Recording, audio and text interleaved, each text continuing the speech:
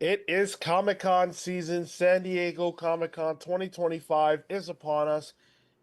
And not to leave us in the dust, not to leave us in a lurch, the big two have been giving some massive announcements already. It is only Saturday, and they haven't even begun with their Saturday announcements.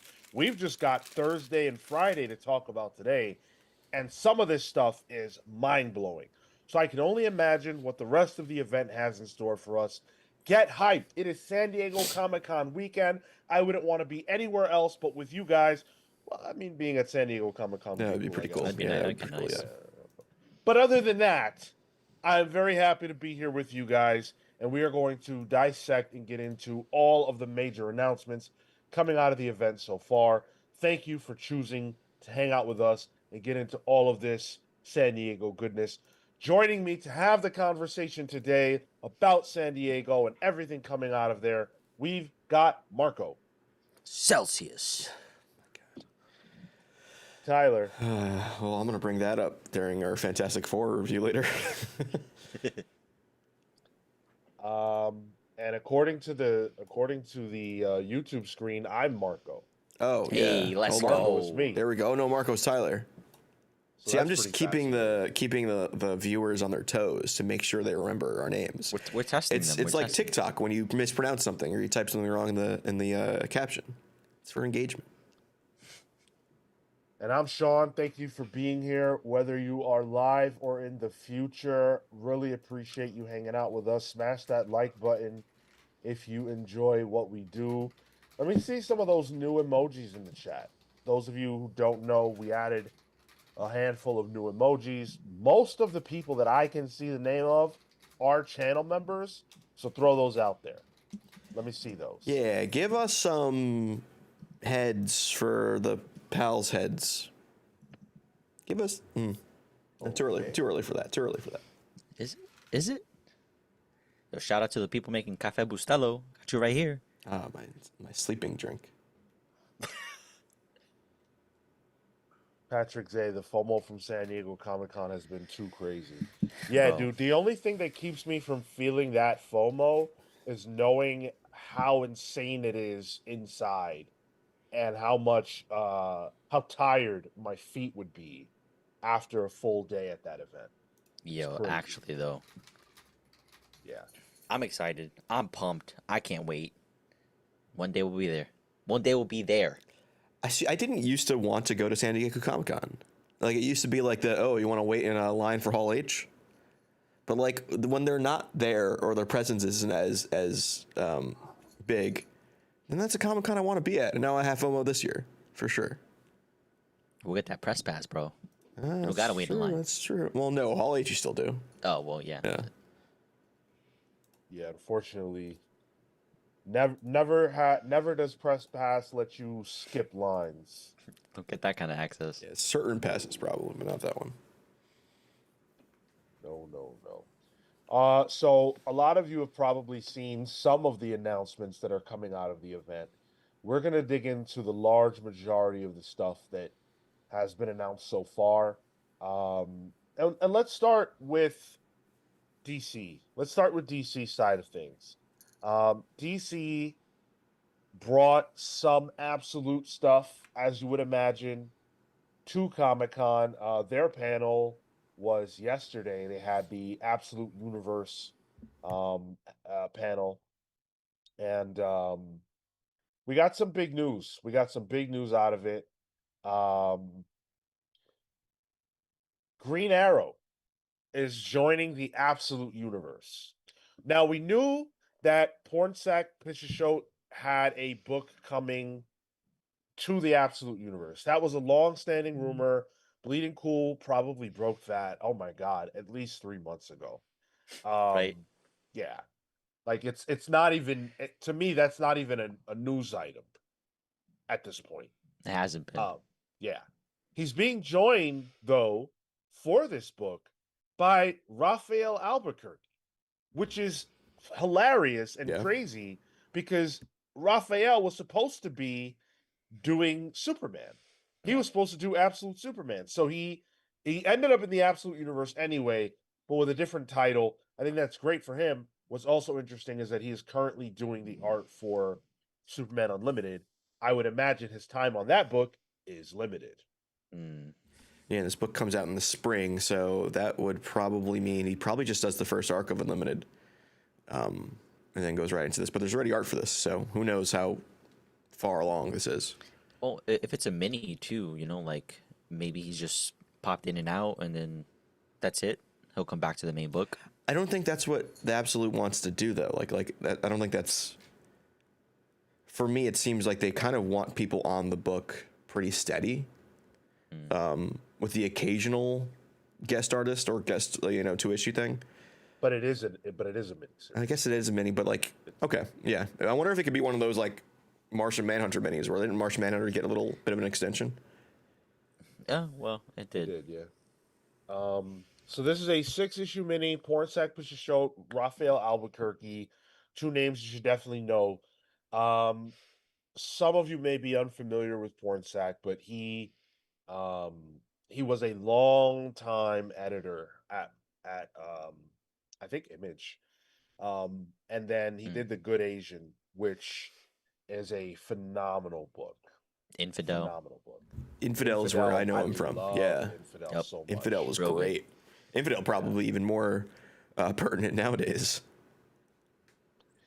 Oh, Blur Jose with the $9.99 kicking off the super chats. Thank you so much, my friend. Coming to you from the future.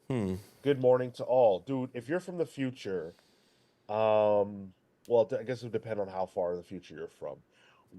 Who is what's the next Absolute book to be announced? Let us know. I was going to ask who's president, but I guess the Absolute books are also important. I would argue that's more important. Yeah. Who's next on the title card? Yeah. Are you guys surprised it's Green Arrow? I've thought about that. I'm like, am I surprised in the sense that it's unexpected that this would be the character? Sure. But also he doesn't have that kind of representation in mainline, so that makes sense. Like it's I wouldn't have picked this character if I'm the editor there. What do you mean by But that representation? What do you mean? Like He you said, doesn't have, Like in a terms solo of type. profile? He does. Yeah, there's a solo title right now by whatchamacallit. It's got Mortos on art. Yeah. Yeah. Rip. Jesus Christ. Chris Condon. Yeah. And he was also like the main character of like one of the main characters of the most recent event. You would think someone who does a comic book podcast would know these types of things. Bustelo That's hasn't Green kicked in Arrow's yet. book.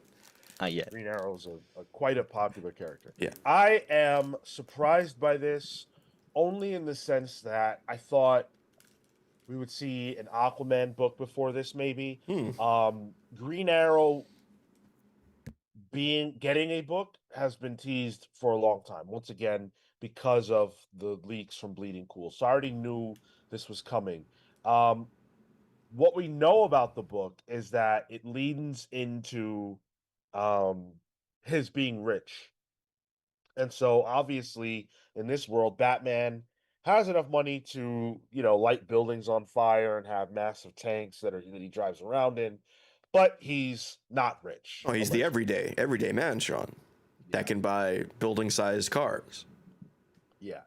So this book, the Green Arrow book, is going to lean into how rich he is and focus on, I guess, the corruption at the highest levels of this world, dealing with the rich elite. And it's funny because when we talked about Absolute Evil that's coming out as well, we talked about it last week. One of the things I pointed out was how many of the villains of the Absolute Universe are just giant suits, like they're just people in suits, they're business people. Yeah. So it makes sense actually for Green Arrow to be thrown in here, and they even state like this version of Green Arrow, this version of a DC character is the least different from its mainline counterpart, which makes sense. I mean, he kind of looks the same. His MO is the same, except he's a billionaire fighting billionaires at this point. I don't know. I dig this. I really like Green Arrow as a character. It's a character I've really grown to like even more and more. So seeing this version of him and how they kind of twist things, even though they said they're not going to be twisting it too much, but where the twist happens is going to be interesting to me. But I think it's interesting because you're right. He's going to be dealing with the big figures here, the big villains Yeah. who are that, right? So Joker's a it makes sense. billionaire. Right. Veronica Cale is a billionaire. It'll all just play into it. Yeah, was it Ra's al Ghul, billionaire? You know, so I guess it takes one to fight one.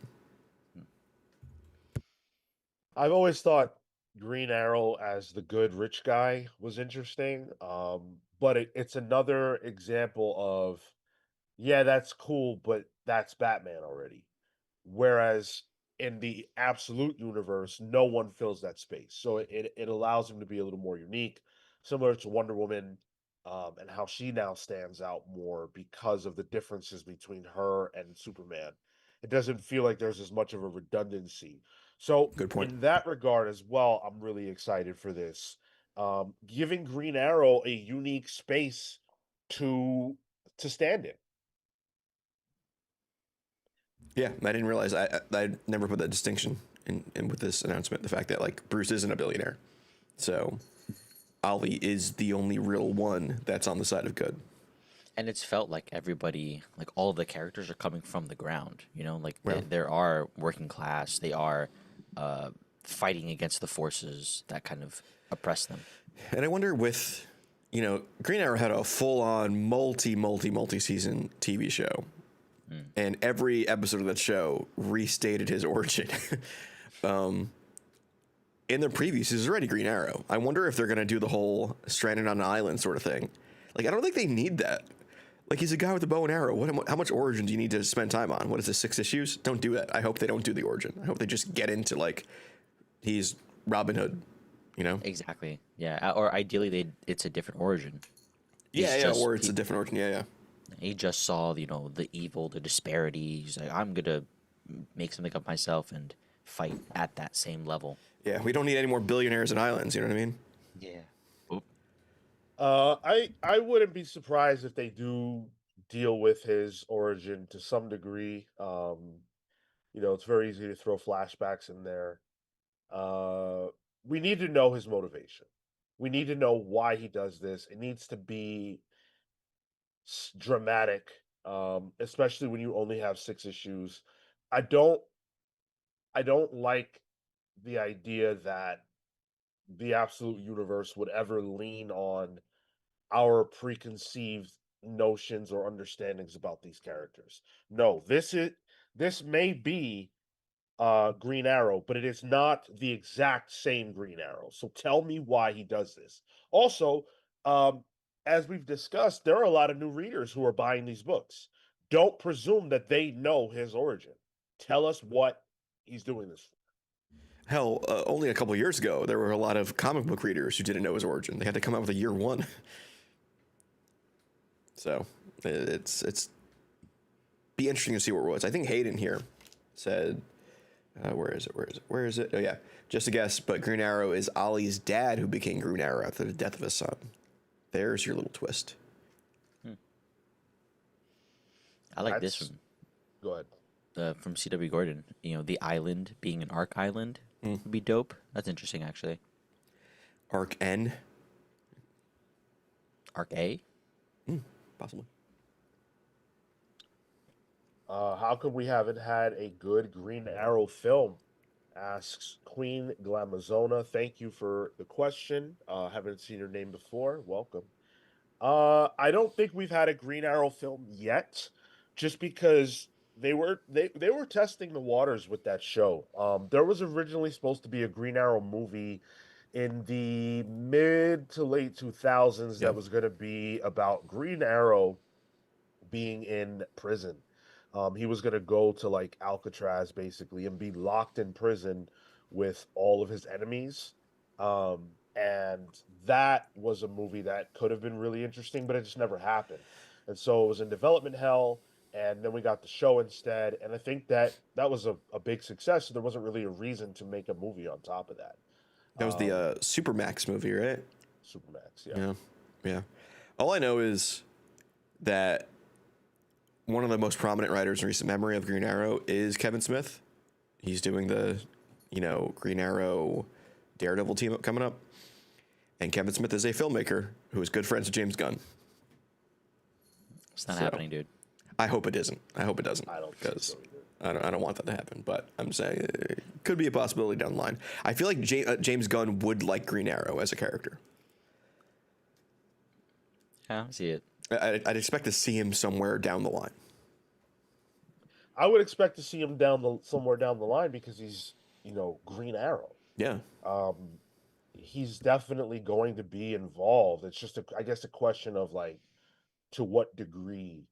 But the fact that he was a major piece of Absolute Power, he's got this miniseries coming. It's not a crazy thought to think that DC would like this character to be a little more prominent, and that could parlay into something in the film space um, down the road. Yeah, exactly what Atomic Count said. Green Arrow as a guest star in a film, though, totally possible. Absolutely. Yeah. I don't think I ever see him getting a movie unto himself, but 1000% I see him being involved in this new universe. Damn, everybody's gonna be involved in this universe. Hell yeah. I mean, they just released the high res of the banner of the metahumans. There's going to be a lot of people in this universe. Yeah. Are you guys surprised that this was it's the only for now. The only for now absolute edition that we've gotten this weekend. Are you surprised that this is the one that they kind of led with? Do we have any other panels coming up that more absolute can be in? I don't think so, right? I don't know. I think this is the only one really on the docket. No. We have the one more piece of news about absolute we'll talk about. But then last weekend we had a whole bunch. So I can see New York Comic Con being when they announce more titles. Or even like to that question, right? Like this being the lead-in, maybe they drop an absolute Aquaman next. Like this is the hype. This is building it up. The next announcement is maybe a bigger character, a bigger title, if at all. You guys really think it's gonna be Aquaman? I anticipated Aquaman. I'm not sure if I think that's the next character to get a book, but also who else? I mean, Shazam, I could see. What if Absolute Shazam is an inverse situation? It's a superpowered kid who's an adult has to say a word to turn into the kid. Or does that sound like Alan Moore's thing? That'd be wacky. Yeah, Cole brings up that Che Grayson's Absolute book still needs to be announced. Yeah, yeah. absolutely. I wonder if that'll yeah. happen here at this event or a little bit later on. I mean, he's been that's another book that's been rumored for so long. I feel like it's gotta happen already. Yeah. Mothman says it's a Batman spin-off book. Scott mentioned it before. True. So then maybe Catwoman. No, Harris you're is saying- right. Absolute Swamp Thing. No thanks. I'm good. Are you so you're saying the other absolute book that they were teasing is a spin-off from Batman?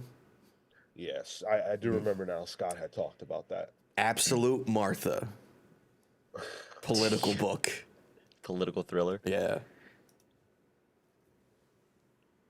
Superjob says, I know this is not going to happen, but for me, they should hold on any further absolute books for a while. Yeah, I kind of feel like that. I like the line as it is. I don't really need many more books. I think doing miniseries is cool. But as far as like ongoing titles, I'm pretty happy where we are.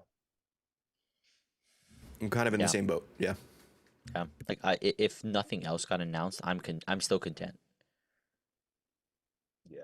The only I don't need more. The only one personally I would like is Absolute Doom Patrol because I just need more Doom Patrol in my life in any sense. Fair. Silhouette. Scott said after DCKO there will be a whole bunch of new titles. All this time we just have been building up to 2026 where they will have a bunch of new titles coming out of it. Yeah, and if you're talking about new titles for the Absolute space, I want DC to have some composure. They've been great. I think Marvel's been great as well at keeping these micro lines micro. The second that you start having 7, 8 titles concurrent, what separates that from basically being mainline? Yeah. Yeah. Inundating yourself as well. Are they going to be able to help themselves though when the Absolute books are doing so well in terms of sales? But I think it's one of those situations where like you want them to be, you would think they want themselves to be kind of reserved about it to Sure. still maintain that like hype and excitement. I'd want that. I don't know if I trust that. Sure. Yeah. Well, hopefully they can manage that, because so far so good. So far so good. Um but yeah, that's the one new book that we know about coming out of the Absolute Universe. Um Very exciting. I'm interested to see if there will be any twists to this version of Green Arrow. We are getting this. I'm trying to find when this is coming out. I don't. Spring Yeah, 2026. I think spring is the earliest, which that could be what, March? Yeah, I guess. Yeah, Probably. Yeah. March, April. Um, cool. All right. So that's not even anytime soon. So we just know it's happening. Which, quite frankly, this feels like a New York Comic Con announcement. Yeah, Sure. it even lines up. Like solicits for like the March time of stuff would be coming out in October, right? No. No? No. November, December, January. Okay. I'm bad at math, guys. This just feels like we knew about it already, so whatever, but this just feels very early because it's not out for so long. Even so much that like every other DC announcement at this panel had they then released actual art of it, like online, like the source quality, except for Green Arrow. I could not find slides for the Green Arrow art because it was only through handycam footage. Interesting. Yeah. This seems like it'll be connected to the next New York, the next Comic Con. Then this is to drum up excitement. What are they gonna do then? CW Gordon says Marvel's been flooding the market for years. Let DC have their fun. Just keep the quality up, please. I mean, in mainline, yeah, go for broke. But I'm just strictly talking about these micro lines because I think there's a lot of value to them being small so that people who are choosing to follow just that can do that and not feel overwhelmed. If you go past double digits for concurrent titles, it's no longer a micro line. That is a macro line. In terms of Yeah. titles. Yeah. And these books are $5. Like, shit, man, that's a lot of money you're dropping monthly. But again, we are talking about miniseries, so I'm glad that they're keeping it to that. And I'm glad that they're calling those out. Yeah, yeah, and Martian Manhunter did get expanded, but like as much as I love that book, do I need it to go on forever? I really don't. Like 12 issues is great. That's a nice number, makes a good hardcover. Leave it there. Call it a day. Yep. And I like Agreed. that being able to be reserved and just do that is the way to go. Especially as like a person who wants to maybe collect these in trade as well. I'd rather have just here's Absolute Martian Manhunter. There it is. Uncaged, maybe just have Dennis Culver write mainline Doom Patrol. Well, wouldn't that be brilliant? I'm surprised that they haven't done that. Maybe it was Chris Burnham on art, I believe, for that It book. was, yeah. That was a good ass book. I could imagine that Burnham is the problem in the sense of like he's a busy, very, Oh. very talented guy. I can imagine that getting him in the saddle for that is tough. And if it's not going to be with Chris Burnham, no offense to Dennis Culver, he's great, but the appeal of the book does drop. So they may not be interested in putting that out. I mean, shit, maybe Dennis Culver doesn't want to do the book without Burnham. Sure. I don't know. Yeah. All Sure. speculation. Atomic Hound dropping $19.99 on us. Thank you so much, buddy. Welcome back, by the way. I just hope DC manages the end of the Absolute line and the All In era without over milking the cow. Dairy reference from the prairies of Wisconsin. Great discussion as always. Cheers. Careful with those references. We got two people here who milk don't really agree with them. So Yeah, I'm fine. I can't mess with the dairy stuff. yeah, well, I wasn't talking about you, Mark. Sorry. Drink your leche somewhere else. Yeah.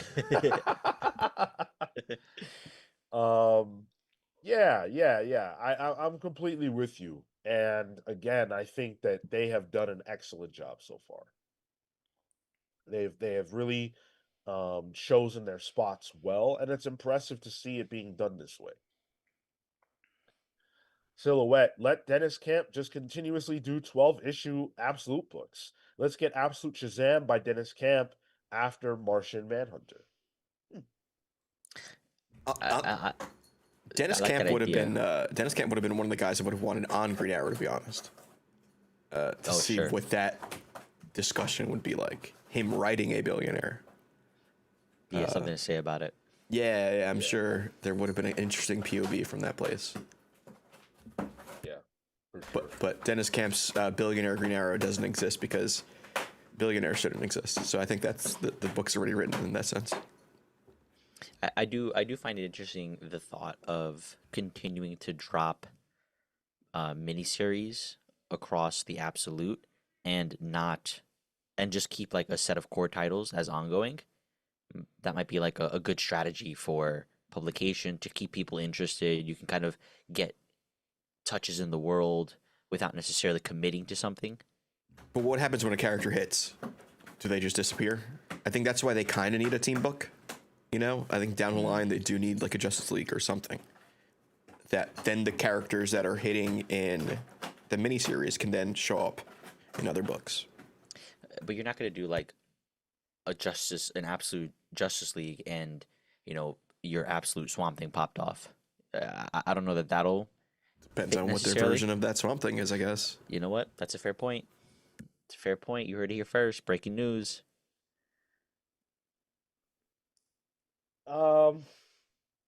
Yeah, I don't know. I mean, like if they had a major hit, obviously it's hard to let that go, and you would want to keep that character if there was a character that hit, you would want to keep that character in people's faces. Mm. But to be honest, I have a hard time seeing that happen. I don't think that like Martian Manhunter's a big hit in the sense that it's selling way better than a Martian Manhunter book would likely sell otherwise. But I don't think it's doing so well that they have to keep it going. And I don't think I don't think its popularity is based on the character. Its popularity is based on the culmination of everything involved, creative team and character and story. So even if they were like, "Hey, we're doing another volume 2, but someone else is doing it," it wouldn't hit as well, I don't think. Yeah, I really want them to just like do the thing and get out. Do the good thing and get out. You have so many other titles that you lean on for massive sales. These books they're not going to do gangbusters. So do the good thing and be done with it. 6 issues on Green Arrow. Dip out. Yeah, exactly. And even if it's a big hit, if Green Arrow is amazing, then yeah, do the 12. But we don't need endlessly ongoing. Right now we have what, 5 ongoing absolute titles, I believe. Superman, Wonder Woman, Batman, Flash, Green Lantern. That's it. Yep. Leave it it alone. there. Leave it there. I can count it on my hand. Yeah. I have said repeatedly, I feel like that should be the max. If you push it to 7, even that is like you're on the edge. But if you include Green Arrow and you include Martian Manhunter, that is 7 titles. And Manhunter will still be ongoing, I think, when Green Arrow first releases. It will still be happening. Yeah. So right. at some point, we will have 7 absolute titles in circulation. That needs to be it. That's Done. it. Onion rings. And when Martian Manhunter ends, you bring on a new book. So, Cole says Scott said number 10, issue 10 of Absolute Batman was the highest selling issue besides number 1. That's crazy. Sales upswings are super rare. Keep it going. That's hard to believe. Yeah, Wow. yeah. Show me the Carfax on that one. But I trust Scott, I guess. There's no reason he would to lie about this. Taking out printings other than the first one. The first printing of Absolute Batman had 77,000 variants, okay? And it was a new Batman number 1. And I believe it sold I believe it was in the realm of 400K. I want to say it was somewhere in that space. Sounds right. So if this outsold that or sold in the realm of that, that's insane. That's insane. Not outsold. Sorry, that's not what you said. That it sold. It was the highest selling other than number 1. That's a tremendous number. Which means it's been a jumping on point for people, probably. Yeah, that's Which is incredible. great. Yeah, Which is wow. great. Mhm. Damn, dude. Number 10. You guys still got the momentum going with number 10? Hell yeah. Yeah, That's that's beautiful. even more than momentum. Yeah. And I feel like it's the I even wonder what printing we would be on for absolute for some of these absolute titles. Rami Darwish with the $4.99 super chat. Do you guys think they are building towards absolute justice? In some form or fashion, yes. Yeah. Yeah, for sure. Is Absolute Justice actually a DC book? Like, isn't that the name of a DC book? The Alex Ross one? It's yeah. I think is it Okay. called Justice? Is it called It might be Absolute Justice, but I know what you're talking Yeah, about. yeah. So maybe a different name. But maybe it's going to be Absolute Justice Gang. There we go. It was just called Justice. So Okay, got you it. can definitely still do that. Yeah, I would. There's no world where they're not building at some point to a Justice League.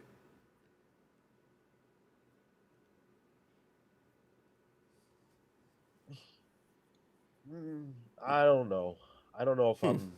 I don't know if I'm convinced by that. I think Absolute Justice as like an event that sees these characters team up for a very specific reason, like maybe the final battle or something. Sure, but I don't know if we're going to get an ongoing Absolute Justice League team.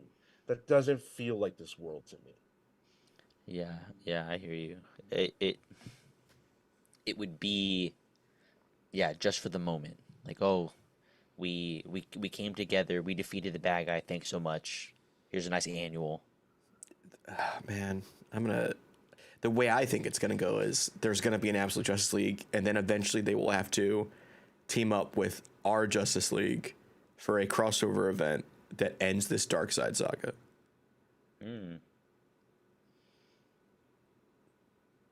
That's the thing. Like, if this Darkseid saga ends, does this world go away? After they defeat the Maker, does the world end? Yeah, Well, that's well, copying each other. Are we gonna get an absolute endgame coming up? yes, yes, we are. Luna says, "I thought Scott already confirmed there was going to be one." Well, if you know that, um, then that's different. I don't know that. I haven't seen that. So, Dion Z finally caught the live. Keep up the good work, boys. Hey, thank you so much. Thanks for joining, dude.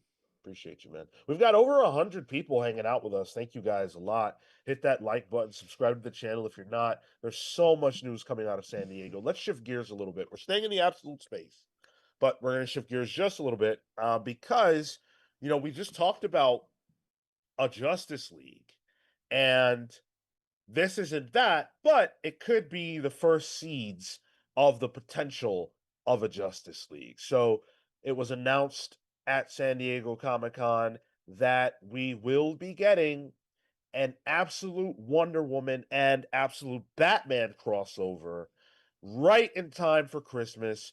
Absolute Wonder Woman 15, which is coming out on December 24th.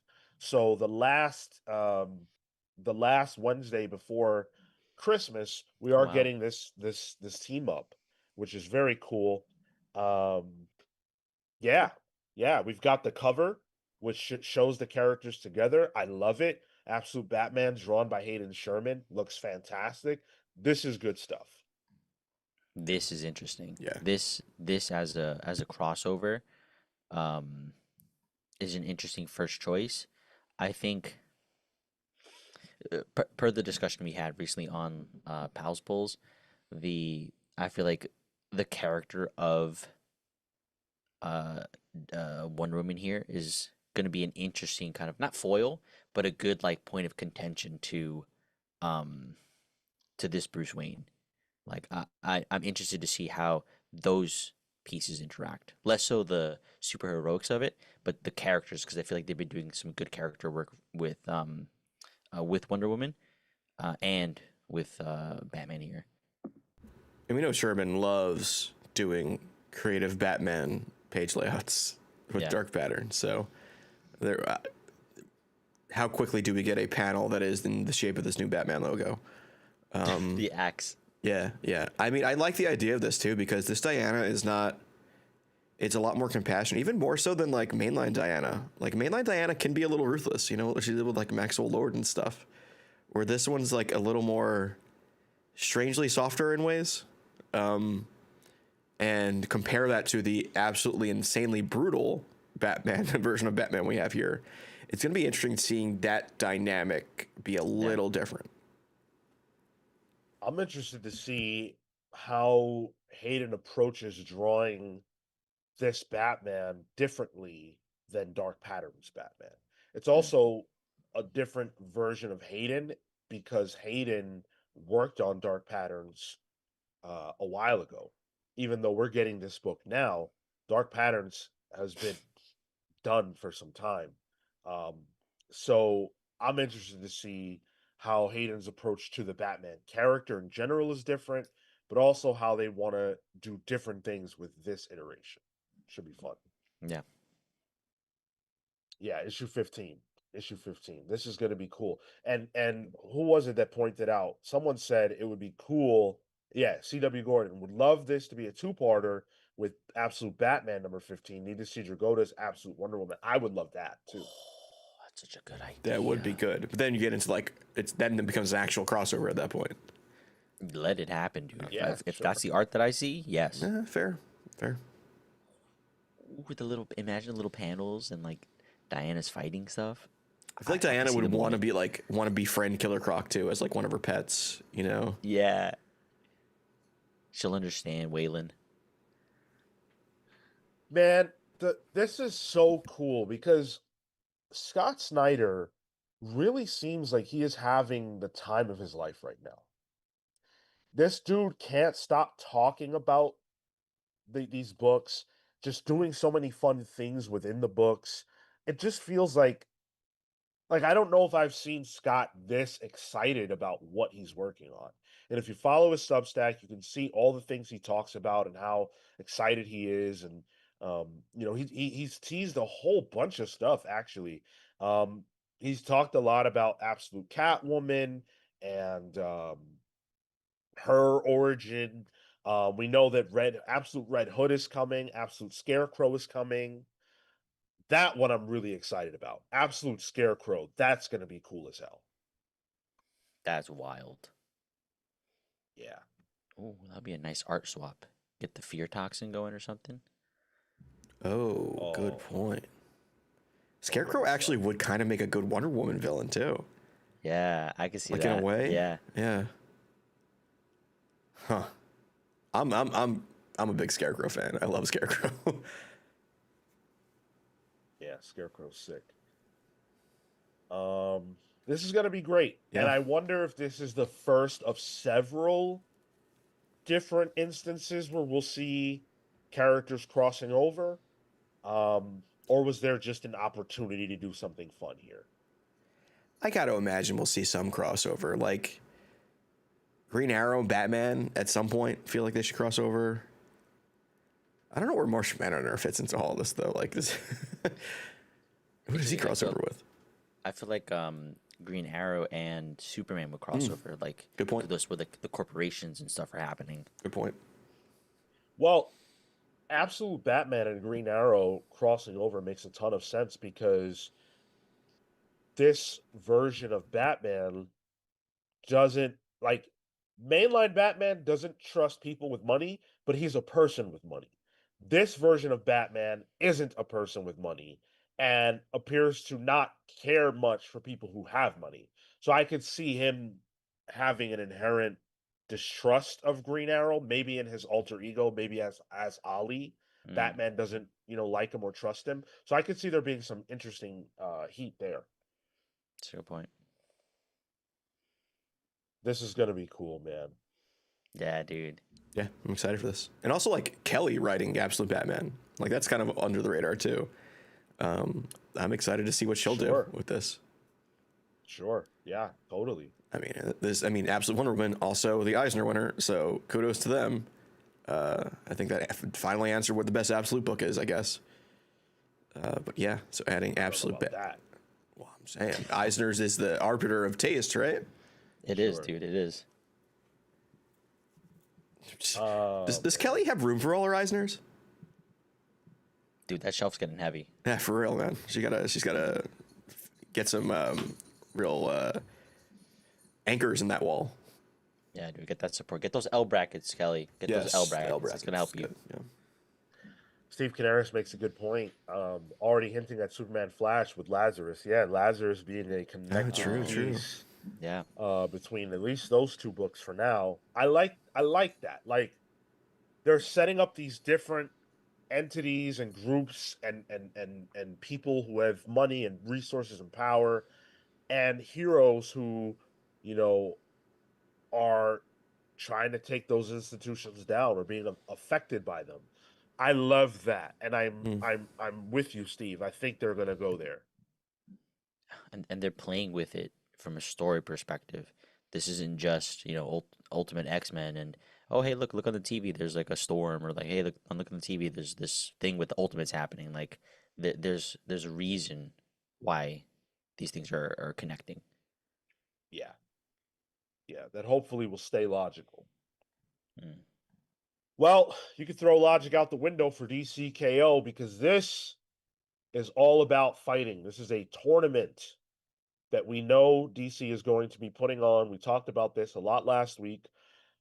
We've got a little bit more info that makes it worth talking about again.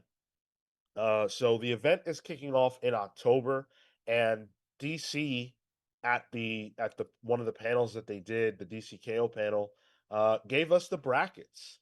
And so we know. I don't know if this ended up getting filled out. Maybe it did. I don't think but, it did. Okay, but we've got some names as far as who will be in this tournament. So we know Captain Atom, Guy Gardner, Supergirl, they're all on one end of things. Then on the other end, you have Wonder Woman, Lobo, Swamp Thing, Cyborg, Red Hood, and Zatanna. Now, I believe this is a 32-person bracket, and we only have what? 3, 4, 5, 6. We only have 9 names. So a lot of people left to be filled in. Well, then they're not out of pools yet, bro. You give them some time. Give them some time, bro. Let it happen. Oh my god, dude. Some of these pools got to be fucking horrifying. Imagine being in Superman's pool. Oh no. You're sitting there, you wait. It's like, yo, I just won this game, but what does it matter, bro? It doesn't matter. Word. Like look at poor Red Hood. He's in this like he's got what next to him? In his bracket. Hold on, I found a higher quality one. Yeah, like what is Red Hood gonna do against Zatanna? Shooter. I guess, but then she just says his name backwards and he's fucked. Like Cyborg and Swamp Thing. Actually, that sounds like a fun fight. That sounds cool. That sounds like a fight Werner Herzog would love, just to see if nature can overcome technology.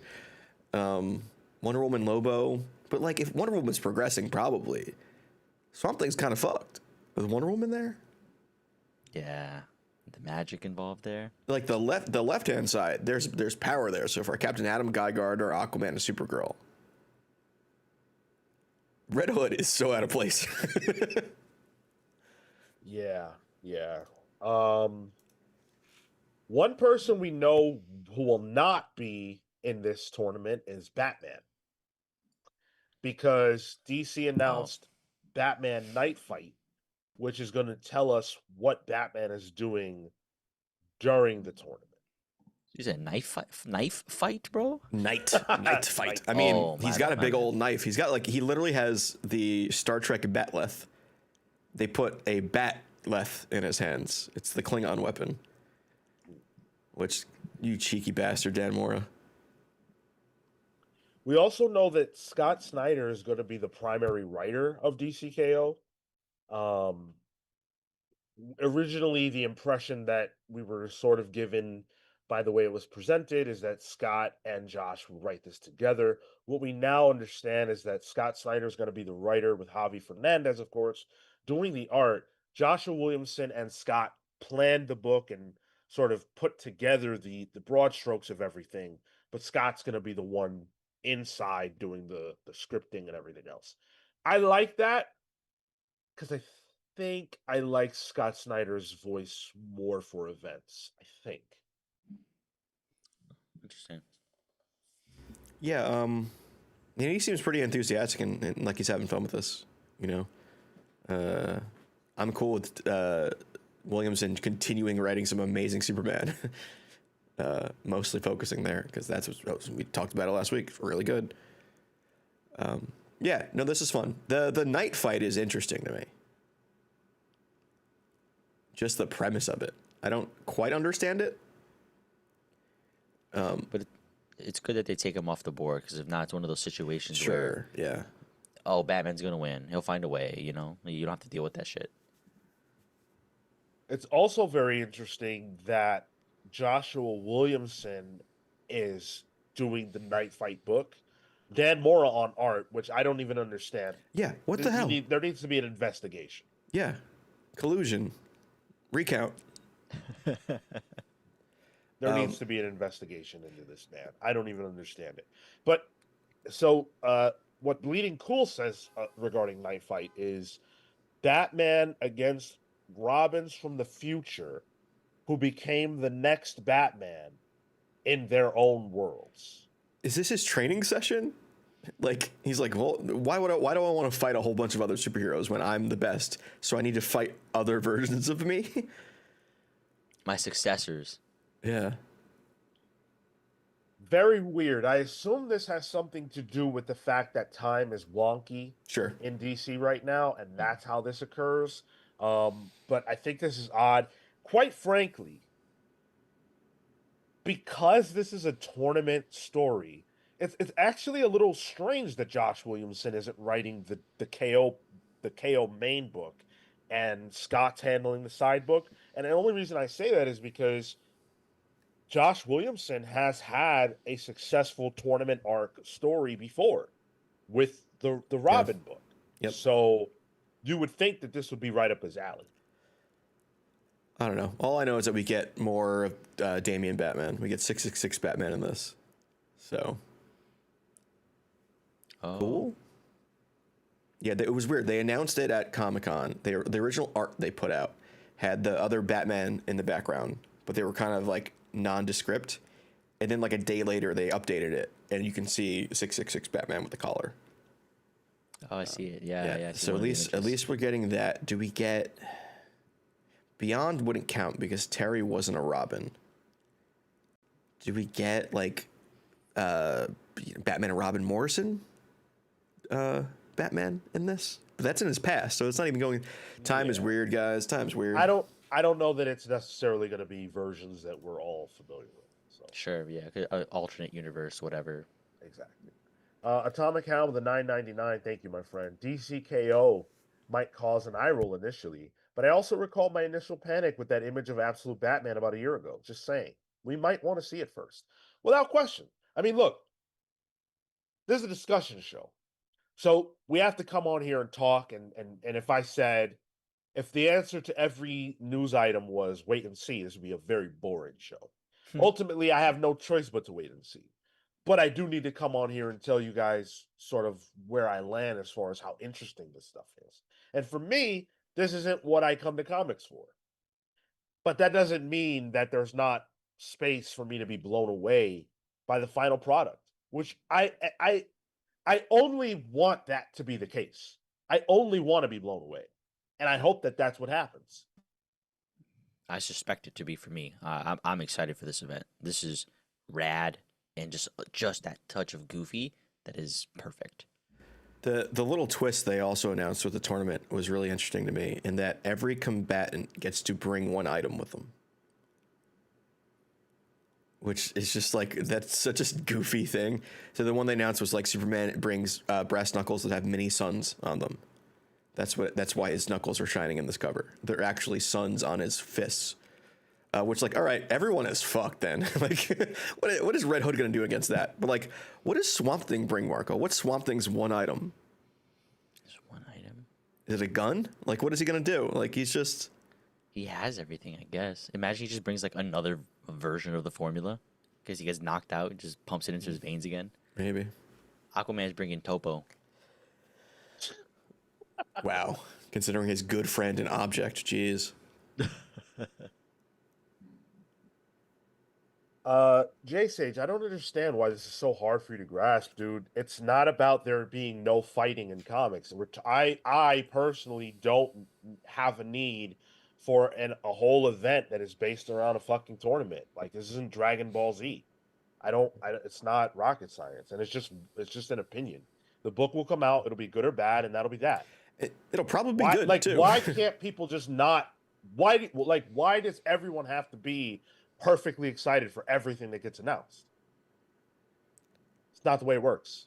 Yeah. Hype. I'm pretty hyped for this. I like the bracket system. It gives me a chance to get a little taste of everyone who's not around. Like Zatanna, sure, she's doing her own thing with her own book, but like, it'd be cool to see her in the context of big things. You know, Cyborg, where the fuck's he been besides Titans? So it's cool to get like little glimpses and sure, some of these fights will probably be a couple panels on a page. You know, some of these fights will happen off screen. But it'd be cool to get a taste of it. I think also it's good marketing from their end because you have a visual representation to let, if you're not keeping up with the event, like by reading it, and as long as you know the premise, oh, cool, I can see where everybody's kind of pulling, arriving. Oh, these guys are in quarters. These guys got made it to the semifinals. Oh, I'm excited about this. So maybe your favorite character makes it to some point, and you want to go check that out. It's built in. And I feel like, because like Superman's got suns on his fist, right? Oh, Red Hood brings a kryptonite bullet. There we go. But I feel like the winner can't be Superman. Like, it's got to be someone. It's got to be an underdog, right? That's how these tournament brackets usually work and wind up going. Nah, it's good. Who else is it gonna be? It can't not be. I feel like it shouldn't. I'm excited to see what the whole bracket is. Once they release the whole bracket, we should pick our, like, is it pools? I don't understand sports, guys, but we should do some kind of like betting for who's gonna win. So the premise again is the idea that Darkseid has this massive new power, and in order to defeat him, they need to do this tournament to harness energy that's going to allow them to do battle with Darkseid. But they're not beating Darkseid anytime soon. This is, from what they've said, this is like going into phase 2. Yeah. So this event is leading to other things. This is a stopgap. That makes me feel like no one should win. Because if you give one of these characters that level of power, but they're not immediately going to go defeat Darkseid, then this all-powerful being is just going to scratch their ass until it's time to fight Darkseid. Then what happens then? This is a dark power, and they've said that the story is about Superman, like, trying to figure out how much is too far to go to defeat Darkseid. So my thinking is they should have to find another way. I see. They get up to a point where it's like, wait a second. They have a moment of clarity. Should we have done this? Is this truly the only way? No, we're superheroes. We're gonna figure it out. Do we know if villains are going to be in this as well? Like part of the brackets? Like, is Deathstroke in here? The cover or the art they released has Giganta getting fucked up by Starro in the background, so I'm assuming that's the case. I'd be surprised if villains get included. I would be very surprised. Yeah, she's there. If villains got included. Yeah, but not in the bracket. So I would be surprised if there were villains on the bracket. Lobo's there, but Lobo's one of those characters that can go either way. So I think that's why, though, I like the idea of some, like, not unknown, but like lesser powered person getting a power increase, because then that person can join JLU and they can have their, character arc of what they do with this new power and learn it, and it lets there be story within that stopgap. Like, if Superman becomes Superman, then what are we going to do there? The story was already been told.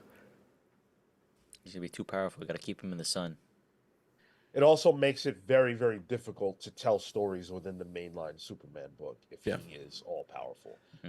I think it either has to be someone who, if there is going to be a winner, it's got to be someone who doesn't have a series. Yeah. But I ultimately think that there probably won't be a person who gets this power.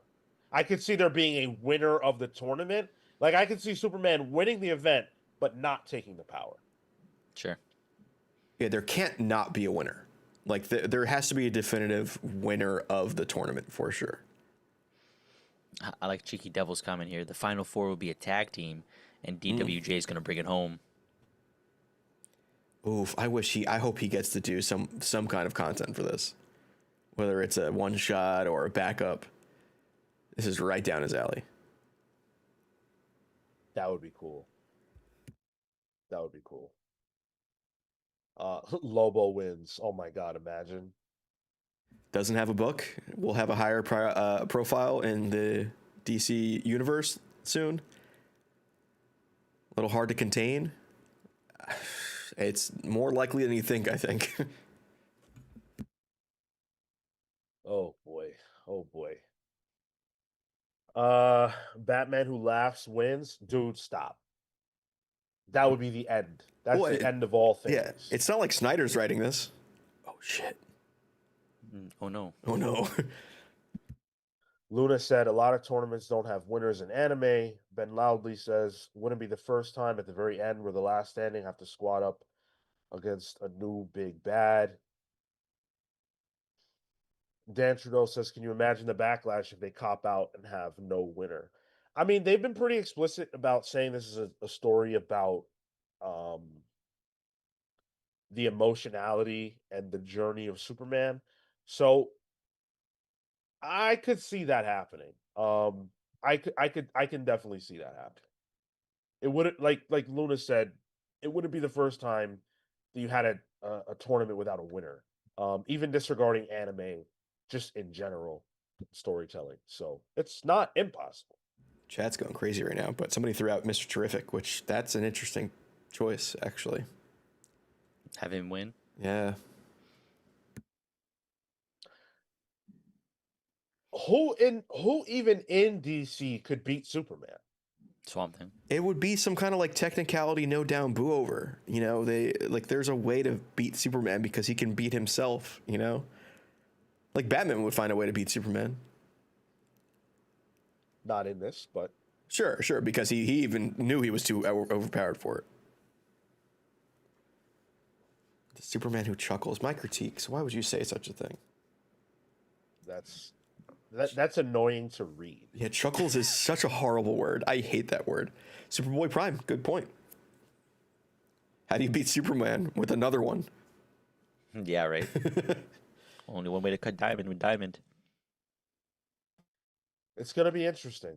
It's going to be very, very interesting. And I think the fact that this has us speculating like this is a good sign that there's the premise on its face is one of value for DC. Yeah, we'll see how it goes. Yeah. It's an interesting experiment. And Snyder talked about how, Marvel has had their Avengers versus X-Men, and they've had their like events that are just fights, like really cool fights. and how they both, Scott and Josh, both wanted to do that for DC, and this is what they landed on. I really don't like that the inspiration for this is very specifically my least favorite kind of event. But this could end up being much better than those. You don't like the Tenkaichi art? The Tenkaichi. Oh, that means tournament? Yeah, the arc. Yeah, the tournament. No. I like it in Dragon Ball Z. That's what That's what I meant. That's what I meant. Sorry. Oh, okay. That's what It's Tenkaichi dead. means? No, that's just like the name of. Oh, I that. thought you were teaching me a Japanese word. I was excited. No. Okay. I like it in Dragon Ball Z.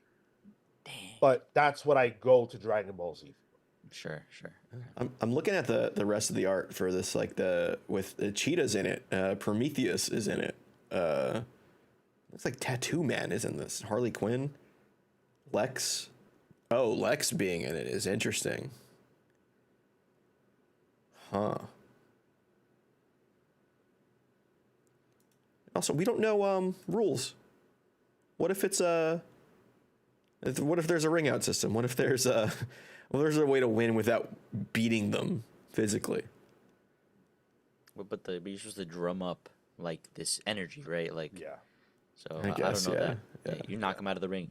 You're out. Yeah, who comes up with the rules? Like, who decides this too? That would be lame as fuck. But I mean, all of that has already been discussed. They need to generate energy Yeah. to become the King Omega, so they have to fight each other. So ring out wouldn't really add up here. Jay Sage with the £9.99. Dragon Ball isn't even the standard for tournaments. Literally no tournament is all fights. Not saying you have to be excited, Sean. We've just not had anything like this in DC. Just seems innovative. Dude, be excited. That's cool. I'm just not. Like, it's fine. I don't even think Marvel's done something like this. This is a little new to Western comics. Besides that No, Robin it's not. story. They had it in Robin. Yeah. It's not even innovative. I don't understand why do we have to go so hard to talk about how it made, like, it's cool. It's great. I'm glad we're getting it. Good. I'm glad for everybody who is fully excited. I will be on board when I read the thing and I see quality. Yeah. Which, based on creative team, is likely. Yeah. Exactly. Gavin Guidry, OG Dragon Ball had multiple tournaments. Dragon Ball had like a tournament almost every season. I loved it for it. Yeah, they're awesome. Hercule? Because Dragon Ball is about fighting. Yeah. It's a yearly tournament. Yeah, it's a yearly tournament. I love Mortal Kombat. It's about a tournament because that's all. It's a fight. It's fighting. That's all it's about. Shout out to the Dark Tournament Saga for people who know. Which one is that? Yu Yu Hakusho. Oh, yeah. Yo, shout out to the tuning exams for those who know. Yeah, I was thinking that too, even though it's not really. I guess it was team versus team. So, yeah. Contest of Champions. There you go. Fun game, too. That's a kind of a fun mobile game if you're into that. Yeah, like, what are we doing? We're acting as if this has never been done. Like, this is not that crazy. It's cool. Hopefully it'll work out, but, come on, guys. Super job. Maybe Superman hits Brainiac with a chair. I do hope there are some wrestling shenanigans. I want to see some dumb shit like that. Well, we did get the Daniel Warren Johnson variant. Yeah. So that's a cool thing that hopefully there will be some inclusion. We're getting AEW variants as well. Like, there's got to be some in the content too, please. Let's shift gears a little bit and talk about the DC Compact line of comics. They continue to kill it over there and put out books that seem to be the right choices at the right time. And the line hasn't blown up, but they continue to produce solid options. So we've got 2 new Batman books coming to the Compact line. Batman: The Dark Knight Returns, arguably the most important, most legendary Batman story ever told, will be a compact comic. And then we are also getting Batman White Knight. That's the Sean Gordon Murphy universe of Batman books. This is the first book in that series. I think it's fantastic. We're getting both of these. next year. So Dark Knight Returns comes out in April of 26, and White Knight comes out in February of 2026. They also announced 3 more or 4 more in the interim. They just announced one like 30 minutes ago. So they're doing Batman Gotham by Gaslight as well, Supergirl Woman of Tomorrow, Flash Rebirth, and they just announced Tom Taylor and Bruno Redondo's Nightwing. They're doing one of the arcs from that. So issue 78 to 88. They're not stopping. They shouldn't. Just off this item, I'm surprised that Dark Knight Returns wasn't one of the initial launches. That feels like I that saw just this. I makes was sense. like, wait, no, they did this. Let Marco Yeah, right. talk. Yeah. Yeah. Yeah, I just feel like that would have made the most sense initially, but cool that they're doing it now. And then for the stuff that you just called out, Tyler, Yeah. The fact that it's was it you said Superwoman? Supergirl. Supergirl? Yeah. Supergirl? Another one which I felt like they would have done already, you know? They're Oh just well, I feel like they were building up, the stuff for the movie, but it's interesting that now this is like a secondary format that you can get that. yeah. Yeah, I'm happy with this. These are some great options for people. Um, Stuff that like should always be in print anyway, and now getting a version that is easily accessible at a great price point. Yeah, very good. Good stuff. And like the thing with DC, and I think they're much better than Marvel at this, and they always have been, is named trades. Like Flash Rebirth is part of a run, you know? It's a story, but it's recognizable enough that they can do it in a compact. And it's also like you can get the story of that arc and it's a good story. I feel like with Marvel, it's like, well, you got issues. I think of Marvel much more in an issue by issue sense or a run sense, where DC, I can think of actual stories. And we're at the point where like, sure, they're surprising us by doing stuff like Dark Knight Returns, which makes sense, and I would have thought they had done it already, and I'm surprised this is on here. But then they're also doing stuff like 10 issues of Tom Taylor's run. I didn't even think they would get to that point because they have so many like one and done stories they can do as compacts, but now they're so far along that they can kind of do both. They're playing catch up for some of this stuff. Yeah. Yeah. And the only Wonder Woman compact is still Earth 1. Wow. Dang, dude. Is that says a lot about Wonder Woman comics, I think, in general. No, bro. They just haven't gotten to it. They haven't prioritized it because there's so much. The Cliff Chang stuff, that as compact, fire. Cliff Chang, Rucka, Simone, Perez. Come on. They're long runs, so I would think you would need to figure out what chunk to take out. Like the Cliff Chang one is probably hard to take out a chunk of it, unless they plan on doing multiple compacts. Yeah. I guess that's also one of the things that I don't know that we've seen is like a volume 2 of said thing. Yeah, I don't think we've gotten that quite yet. I was trying to think about Court of Owls. My critique says Cliff Chang is coming next month. Oh, that true? Okay. Beautiful. He's coming over to hang out in the show, or like the compact is coming out. That's the only absolute addition I have is Azrael and Chang's Wonder Woman. The boy is beefy. Poison Ivy DC compact. Didn't they announce one? I thought that was announced as well. It might have been a Gotham City Siren situation. That'd be good though. Interesting. They also announced that this is weird too. That Panini Press is getting exclusive compacts that are in a different language. Yep. Which I thought was weird because like these are pretty big titles. So I'll bring them up here. I don't have a slide for it. But it was Superman for All Seasons, Batman Universe, which is the Bendis one, Justice League The Nail, and Green Arrow Year 1 are exclusively for Panini. So those are some 4 big books that aren't coming in English for Compact, which I thought was interesting.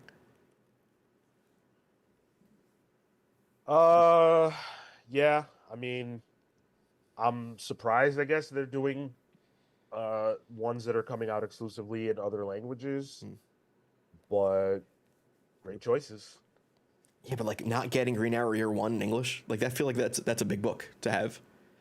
Sure. Interesting. Yeah. Damn, they have a lot of stuff planned actually for the rest of this year. Yeah. New Frontiers coming out next week. And they've only scratched the surface of their Vertigo books too, with like American Vampire and Sandman.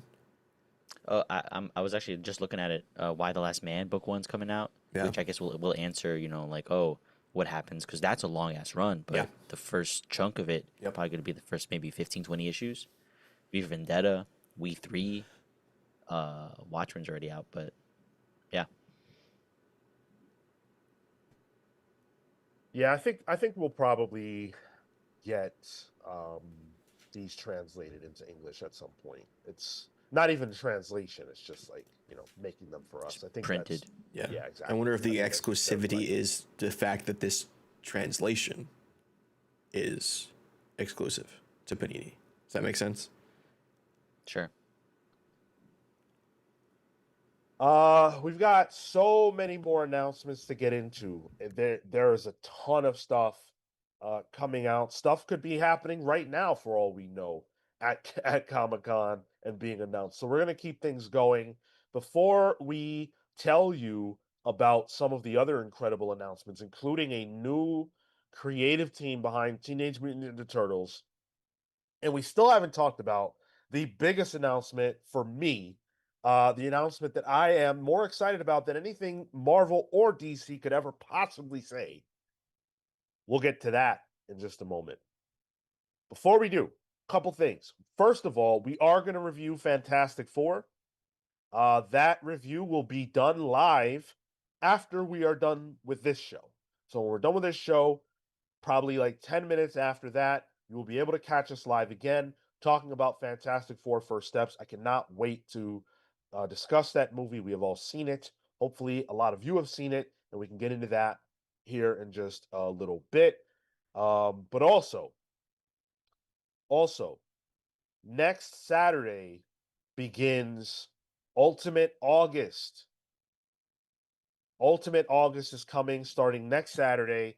We are going to be doing an Ultimate Universe deep dive. Holy shit. I am so excited for it. It's going to be incredible. Because there's so much to talk about. I forgot how interesting and amazing the Ultimate Universe is, and I have a neck deep in it. So can't wait to share all that with you guys. Hopefully you'll show up. We need the biggest groundswell of support for August that is possible. Okay? I'm talking about if you have ever thought about supporting us with a super chat. I'm talking about if you were unsubscribed, all right, and you haven't subscribed yet. I'm talking about if you've ever considered joining us on Patreon. I'm talking about joining the Discord. I'm talking about showing up live and watching these shows. I want August to be our biggest month ever. That is what we're going for. And that is only possible if you guys do it with us. Be there. Be there to support. You will get to hear our top 5 favorite ultimate number comics. That's going to be my number 1 and only one. Be that one arc of Ultimate Spider-Man. And for clarity, we're talking OG Ultimates. Yeah. Yes. For the chat, I know people were mentioning like, oh, I don't want spoilers, or you know, they didn't win an Eisner. We're talking Ultimate Spider-Man. We're talking about the Ultimates. You know, Millar's Captain America. Which is there a whole episode on Miller, Sean, in the works? Yes. Yes. Yeah, Ultimatum we'll probably tackle, right? We're into everything. Yeah. Ooh. Gross. I just thought about the relaunch of Ultimates where they made mutants like a all from Wolverine. Didn't that happen at some point? Oh, wait a minute. I've read Ultimates for that. The relaunch you probably read, right? Because that would have been when you were at the other site. Well, no, I think I would have read for. I think I got challenged to read Ooh. the Ultimates or You something. did. You did. Yeah, yes. that's right. Yeah. Yeah. Oh my God, I read all three of those. Oh, that's the one where you overread, right? Right, Yeah, right. yeah, Yeah. yeah. I read all fucking three. God. Your homework's done. Start your ultimate rereads now if you haven't. I personally, my goal, and hopefully some of you will take this on with me. So my goal is to read as much of Ultimate Spider-Man as I can, but I really want to read Peter's death. I'm going to read Peter's death. I've already read the first 3 arcs. I'm going to read Peter's death. I'm going to read the first Miles arc. That's what I'm doing for Ultimate Spider-Man. Ultimates, I'm reading all Ultimates. The team itself, I'm reading all that. Yeah. I've read the first arc of Mark Millar's Ultimate X-Men. I'm reading all of Bendis' Ultimate X-Men, Brubaker's Ultimate X-Men, and Kirkman. You guys forget how deep the Ultimate line really was. I have never touched an Ultimate X-Men, in so much that I didn't know any of those writers did that book. Yep. Huh. As arcs or As arcs. okay, okay. Wow. Huh. As Okay. arcs. So I'm doing that, and then I'm gonna do Ultimatum, of course. Ultimate Fantastic Four until that gets shitty, which is until it gets shitty. Yeah, until the proposal, right? Valerio Shitty? No. Oh. And then I'll do Hickman. I'll do what's it called? Ultimate Comics Ultimates. I'll do that. That's the bare minimum of what I'm going to do. Well, it was nice knowing you, Sean. I hope you're gonna be like the maker in your little dome, just learning and absorbing. It'll make him the maker. Dude, I need to get a dome for that. Yeah, my brain is going to expand because of this. Yeah, Brian K. Vaughan, not Ed Brubaker. I'm sorry, I misspoke. Brian K. Vaughan. Oh. Yeah. That's Huh. a whole cast of writers. Jesus Christ, and like at the time too. Damn. Kyle says, "What about the Galactus trilogy? Should I read it?" Wait, what is that? Oh God, Ga. Oh It was God. it was Galactus, Galactus, and that's where we got the Galactus. That's like a horde of Yes, like yes. bees. Like it's not literally that, but that's how it appeared, Galactus, and it was honestly one of the most atrocious ideas that I've ever seen. But I don't remember if I liked the execution. I just remember hating the idea. Huh. So, yeah, if you guys say I need to read that, tell me what I need to read. Tell us what we need to read. You, Marco and Tyler, of course. If you guys want to reread some of this too, I encourage it. I'm definitely gonna check out some of the books for sure. Yeah. I finished my Superman reading already, so I did my homework. There's a part of me that is worried because I've never read Ultimate Spider-Man. What if this is like the first hit? I don't got time. You gotta like that first arc. I know. Ultimate Spider-Man, like I'm rereading it now. I can tell you, Ultimate Spider-Man is one of the greatest superhero books ever made. Still hits. Damn. It hits like fucking crack. It's insane. I read 12 issues in a night, and I wasn't trying to. That wasn't the goal. I was like, let me get through the first arc. I read 12 issues because it was so hot. I couldn't put it down. Come on, man, I turned the page. Yeah.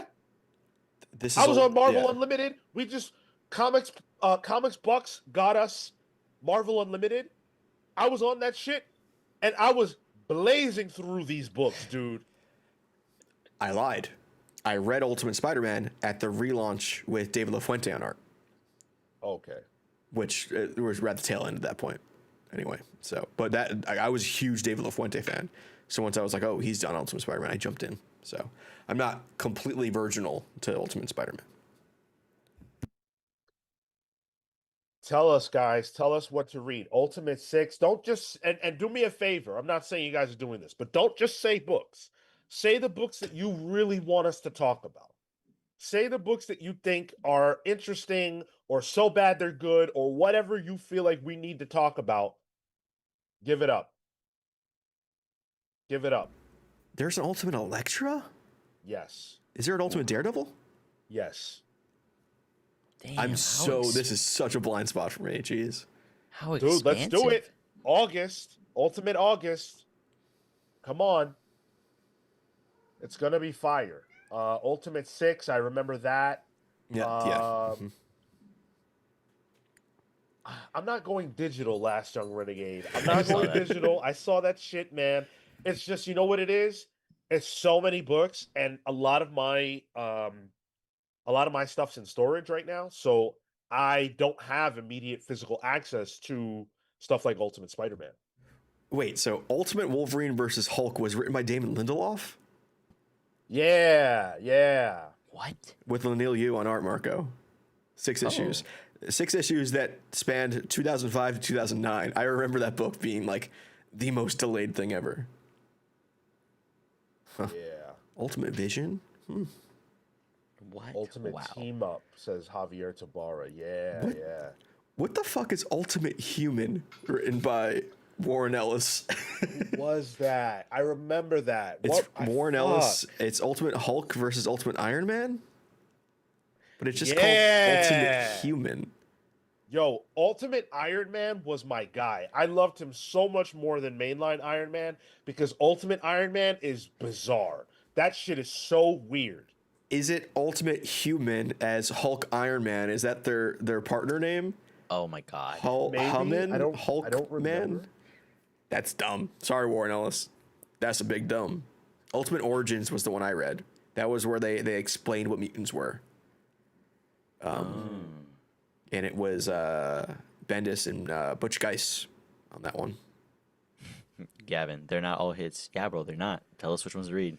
Gavin's going to be with us. Gavin is going to be here. We told you guys that last week. Gavin is going to join us for 1 week of Ultimate August. Gavin is going to bring his incredibly deep knowledge of, obviously, comic book art to talk about the way that art changed during those years, and also just in general, how interesting and incredible the Ultimate Universe was because he was there on the ground floor. So I'm excited to have him be with us for that. All while sketching out Ultimate Spider-Man. That's crazy, bro. Whoa. Are you dropping knowledge? No. I just like to imagine my man keeps working. He works hard. He's got actual pages to do, Marco, not sketches, all right? Yeah, true. There was sometimes a little too much creative freedom in 1610, says Mothman. I agree with you. But I also really appreciate some of the swings. They don't all land, but I appreciate the swings, especially in hindsight. However, we must put the spotlight now on the people who make this possible. And I am talking about the patrons, the people who support us over on patreon.com/thecomicspals. Thank you all so much. You make this possible, so we make time for you to shout you out because we love you. Special shout out to our Pals vs. Legends, the Hound of Justice, Atomic Hound, Starcross Catherine Stars, the Red Spiral, Spiral Storm, Adam and Bernie the Best Boy, the Spear of Judgment, Jay's Jumble, Jalen Jackson, the Sanguine Sorcerer, Safe Haven, Hayden's Hideout.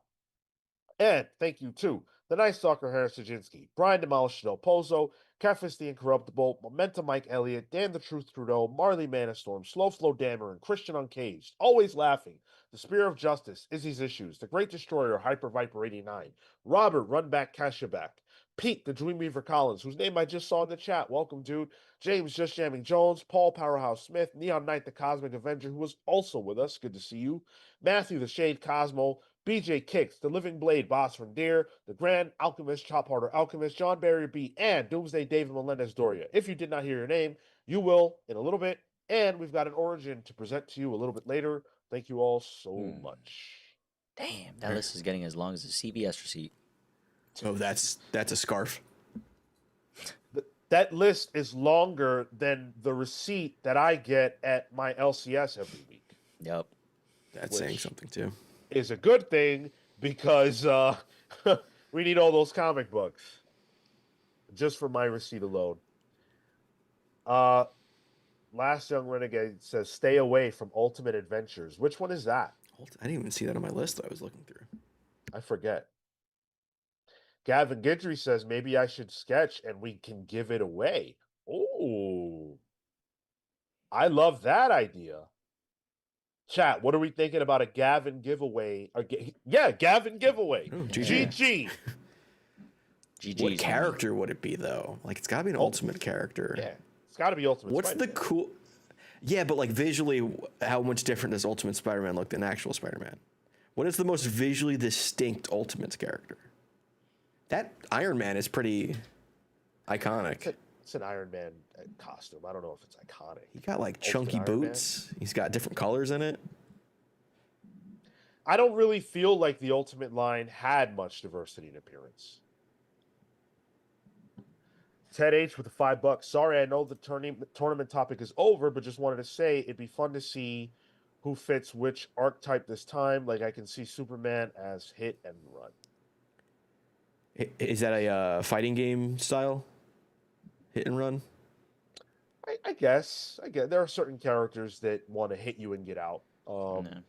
I feel like Superman though is more of a bruiser. Yeah. Yeah. Yeah, he'd be He's all in up in there. your face. Right. Yeah.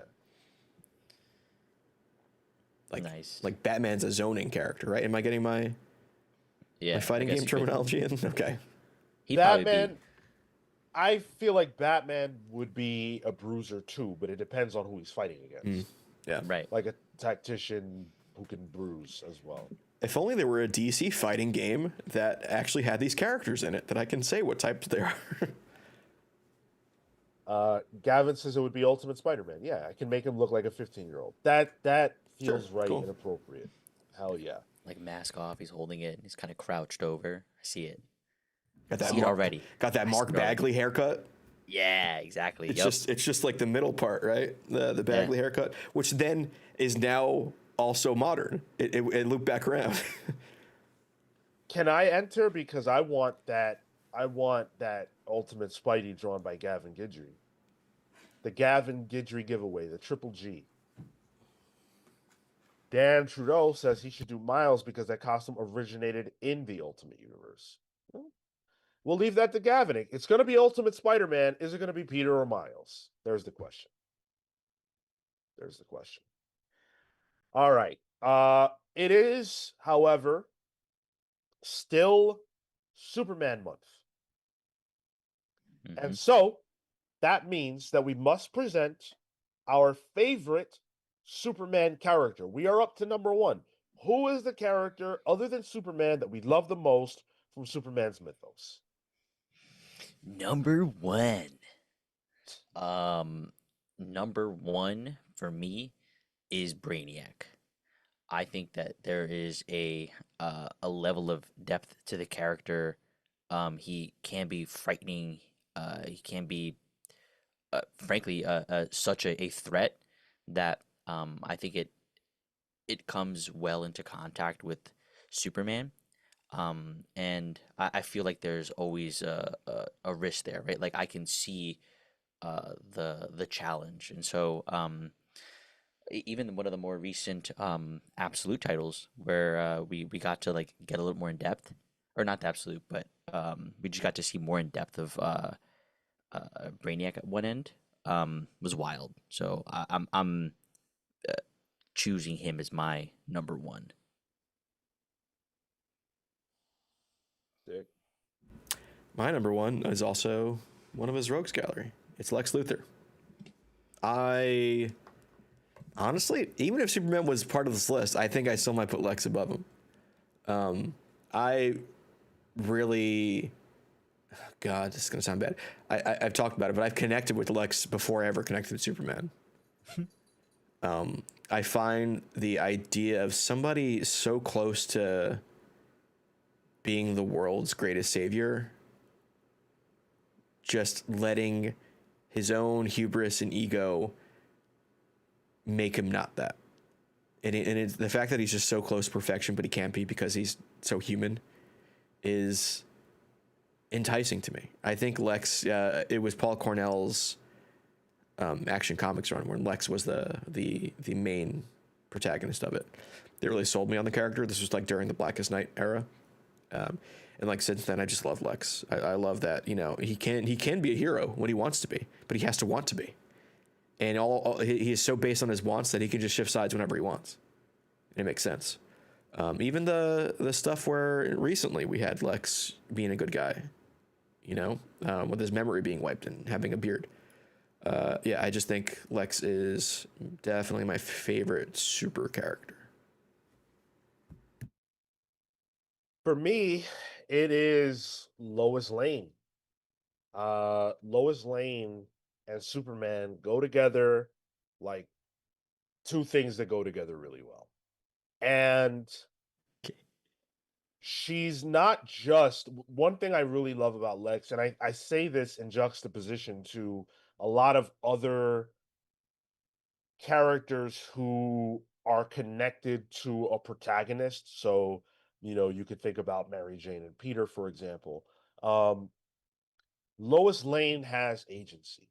Lois Lane is her own character. Lois Lane has her own journey. She's never going to put her life aside for what it is that Superman wants. She's always going to be herself and do her own thing, and I love that. She's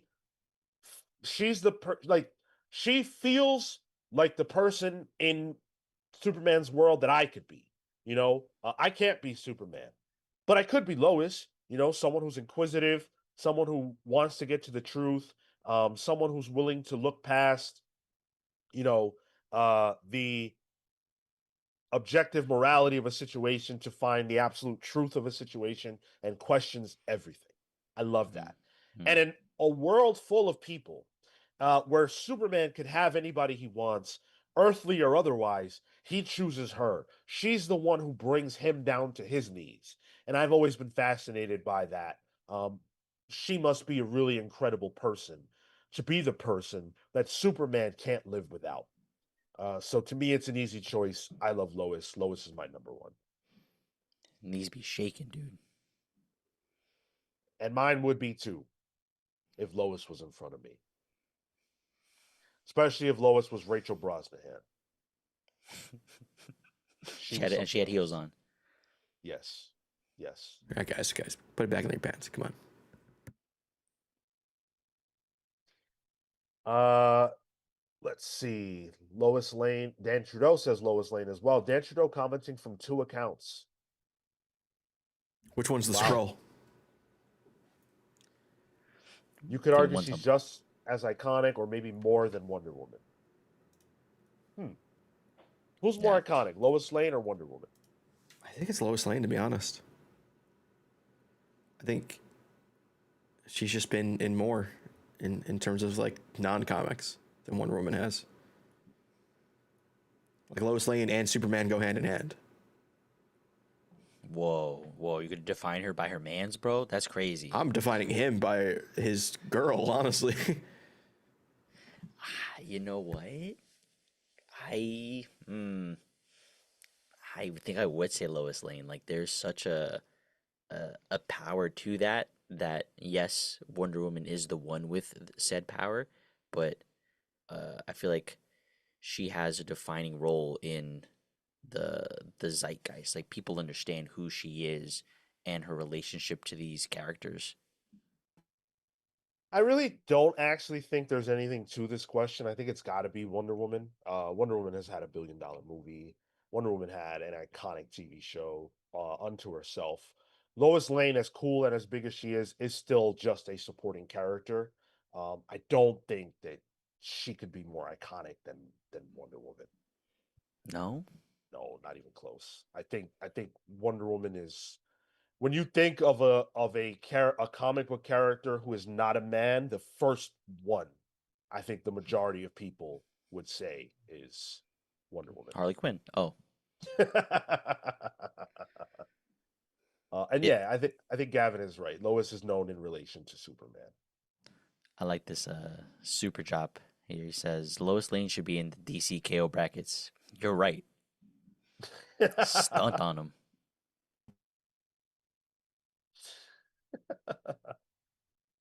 All right, let's get into the news. We've got a bunch of news to get into.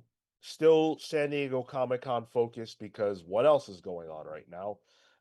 There's a ton to talk about. And we're going to kick things off with what surprised me a lot, which is Teenage Mutant Ninja Turtles is getting a new creative team. I could not even believe this because Jason Aaron and Juan Ferreira have been killing it, but they're on, I think issue 10 just dropped. Their run ends with issue 12. What? Yeah. Gene Man. Luen Yang and Freddie Williams II are coming on to Teenage Mutant Ninja Turtles with issue 13. Freddie Williams II, no stranger to TMNT. He did the Batman TMNT crossovers that DC was publishing. So I think that's a good artist to have on it. And Gene Luen Yang just won the Eisner for Best Writer last night. Yeah. Yeah, good for him for sure. Congrats. So it's funny that this announcement comes before they could say he was an Eisner, the newest Eisner award-winning writer. But either way, it is surprising that Aaron and Ferreira aren't on it. Like Ferreira was only, I feel like just started. Like he didn't, but he started with 5, right? Yeah, I think it was 5. Yep. So he's only done 5 issues out. So he'll have done 7 altogether, which is like, man, what are long runs anymore?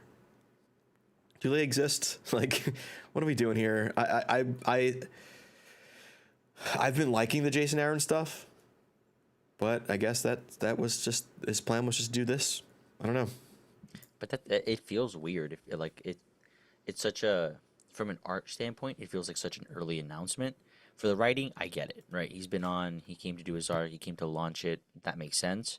But yeah, definitely the art and changing that up is interesting. I wonder if maybe there's just like a commitment issue in that it can't meet it. But I don't know.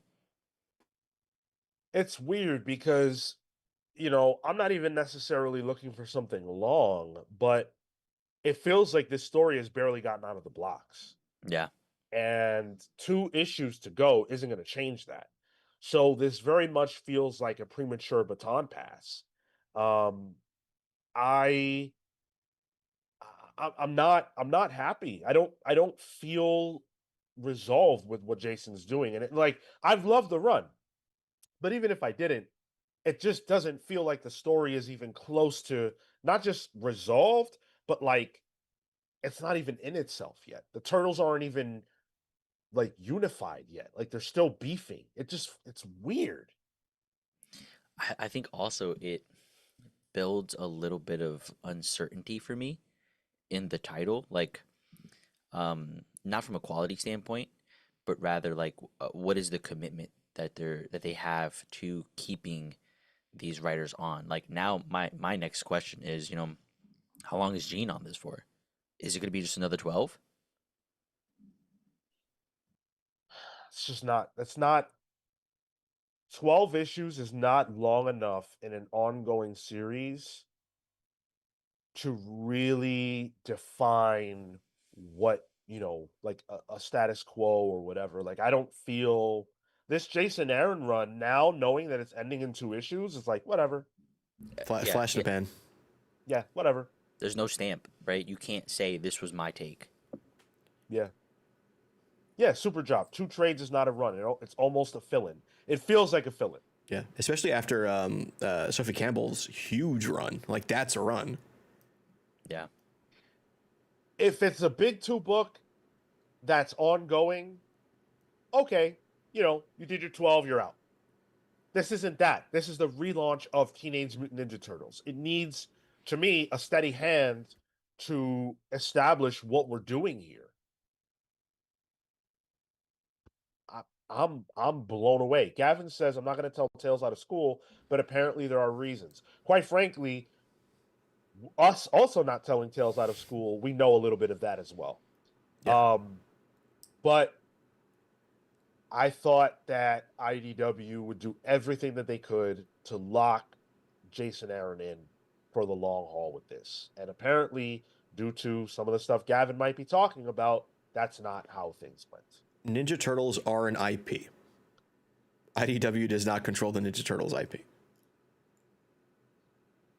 So, who knows where the issues can be here. It's the same as Buffy having a book. It's the same as Gargoyles having a book. So, I don't know. It is a bummer, and it makes, like, I'm excited for Gene Luang on Ninja Turtles. I typically like his work. Superman Smashes the Klan, fantastic. But, man, what is he going to just do, 10 issues too? That's what I'm saying. And even, like, Aaron's book doesn't even feel like 12 because those first four were, like, one-shots, right? So it didn't even feel like it was part of the run. Yep. So it feels like he did what, do some quick math here, an 8-issue run? I wish like we could proper story. I wish we could talk more about what we know or what we've heard, but it would be wrong. But yeah. I like Gene Luen Yang. I think he's super talented. Interesting choice for the Turtles, not the first, second, or third name that I would think of for the Yeah. Turtles. But okay. I'll be honest though, I am not nearly as interested anymore. I'll give the first issue a shot, but this is now getting to a place where I might drop it because I wasn't reading Turtles before. It's not like I have a need for this. Yeah, not that it doesn't drum up excitement. I feel like Gene has had good books, hits, seems like a steady hand, but it's not like this isn't the announcement that Kirkman is taking over Transformers. Right. And this announcement's coming right when some big books are coming out for the Teenage Mutant Ninja Turtles world. Like Shredder's coming out next month, and so is Casey Jones. Casey Jones, yeah, I think. So now I'm like, does that tie into Aaron stuff? Does Aaron stuff not matter in terms of the grand scheme of things? Where is the linchpin book for the TMNT universe at this point?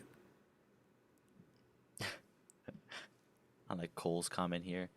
Jason Aaron told IDW yesterday's price is not today's price. Someone said the price of the brick went up, and that sent me. I mean, he did have a big year this year and late last year, so maybe He had his own book and stuff, Image. So. maybe this was just a stepping stone for him, honestly. Like put his name out there on non-Marvel books. Right. Be back in the eye, and now he's gonna kickstart. It makes sense. Shu Patel says, "Do we know why Aaron is leaving? For public consumption, no, we don't know why. But maybe ultimately it really doesn't matter why he's leaving. And what we know is that he's leaving, and it feels premature, but look, that's the way things go sometimes, and hopefully the TMNT will be in good hands. And Gene Luen Yang is no slouch. He won an Eisner for a reason, even if I don't think that means that much. It's not everybody wins Eisners, so congrats to him. He's written some really good stuff. Yeah.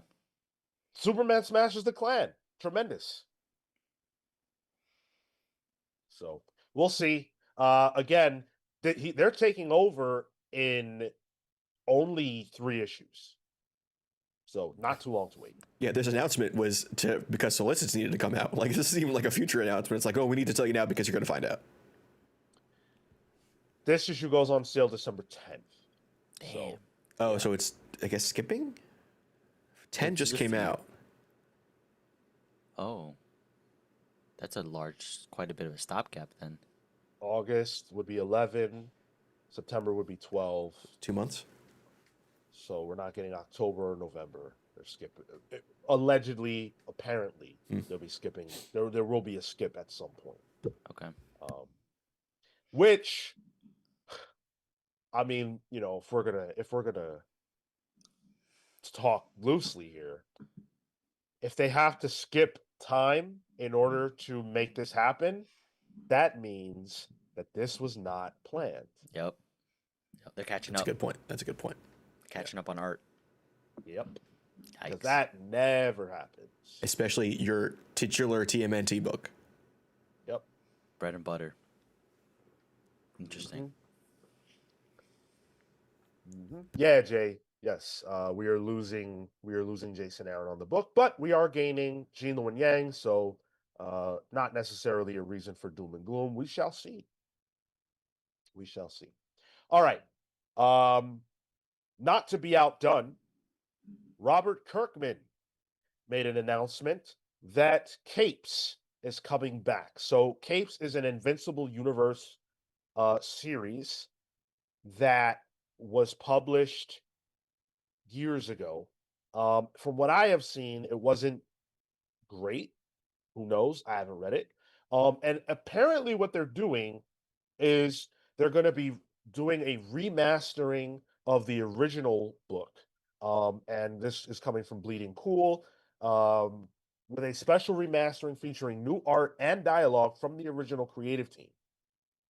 What Kirkman described as, quote, putting a fresh coat of paint on the series, revamping dialogue and art, then continuing into 2026 with Benito Cereno co-writing the series, beginning with issue 7. So here's what you can expect. Issues 1 through 6 are going to be a remastered version of the first original 6 issues that we got. From 7 on, Benito's going to jump on board, who is writing Blood and Thunder, if I remember correctly. Oh, yeah. Yeah. And is a longtime friend of Kirkman and collaborator, and is going to co-write this book with Kirkman for the foreseeable future. So the remaster almost feels like the Liefeld Youngblood remaster they did, where it's like, hey, I have a script for an issue of this issue was published at some point, but let's punch up the dialogue a bit, let's recolor it, re-ink it, or possibly, and they're doing that same thing here. Interesting. When was the original publication of this, Sean? Do you have that? That I don't know. Okay, because I don't recognize this book at all. Let me pull that up. And apparently, Mark Englehart is the original artist. Whether or not Mark is returning to the book to do art for the rest of it, I'm not 100% sure. We do have a quote from Mark here, though. When Robert contacted me out of the blue and asked if I wanted to recolor Capes, I was super excited. I wasn't expecting to go over the old pages to feel so therapeutic, almost mentoring my younger self to bring the art up to par with the rest of the amazing books in the Skybound library. When we made the decision to go all in, really remaster the art beyond the colors, adding backgrounds, fixing up faces or figures, my passion for drawing sequential pages was rekindled, and I wanted to keep going. Creating brand new Cape stories with Robert and Benito has been a dream come true. So Mark is going to continue on. That's very cool. I like this. 2003, the original Okay. stuff. So over 20 years, and that's kind of wild. That especially the way he's reflecting on it, and you can see in the art, like in the article that we're referencing here, the changes in art, a lot more shading, a lot more texture. So you can see like even form. You can see how these things have changed. So it's interesting too from that end. Like, I wonder if there's going to be a like pre and post for some of the back page issues, like the back matter. Yeah. I'd be curious about that. And I'm looking at Mark Englert's art because I'm unfamiliar, and it looks like he's been doing mostly like concept art in the interim. Like it's not typical comic book art, so I'd be curious to see what this changes. Especially since he's saying he's been revitalized for his love for interior sequential art, right? Mm-hmm. It's really interesting. Scriptured, an HD remaster in comics is not something I expected. I mean, that's Oh man, that's funny. Yeah, this is cool. This is cool. I think Invincible's in a good spot. We've got Battle Beast, which is doing great. I have not read the OG Capes. I don't know anything about this. I don't know who these people are, but I'll probably give it a shot. Yeah, for sure. It's a Kirkman book. Like, bound to be good. Jay Sage says, I don't know. I like the Invincible Universe, but I'm a little fatigued of them. Probably because of all the kids on TikTok and Twitter talking about it nonstop. That's why the books are coming out right now, because they're hot right now. Yeah. Did you read Invincible, Jay? Because I haven't read it. I only watched some of the series and read some of the book. I don't feel fatigued because a lot of this is new to me. Exactly. We're making contact with it now. Which is so weird. Like, because it is all three of us, right? Like, that was such a big book at the time. We're getting in backwards. Yeah. I wonder if we'll ever read Invincible properly. I got to imagine there will be some book club where that becomes an option to vote for. Like if there's a Kirkman book club, which Kirkman month. Yeah. actually I don't dislike that idea. I think I've read the first like big compendium. I think like, was that We were 50 forced issues? to. That's right. Forced to. Yeah, we were. In the previous regime. Yeah. That wasn't even Otley. That was was it Corey Corey Walker? Yeah. Yep. Shu Patel, what would be the Final Fantasy VII remake of comics? I don't think it's been done yet. Right. I think he's asking what would it be? What would they have to remake? Watchmen. Oh God. The discourse over that, just saying that right now, sent me to a place I don't want to be at. I actually think the answer is Crisis on Infinite Earths. Oh.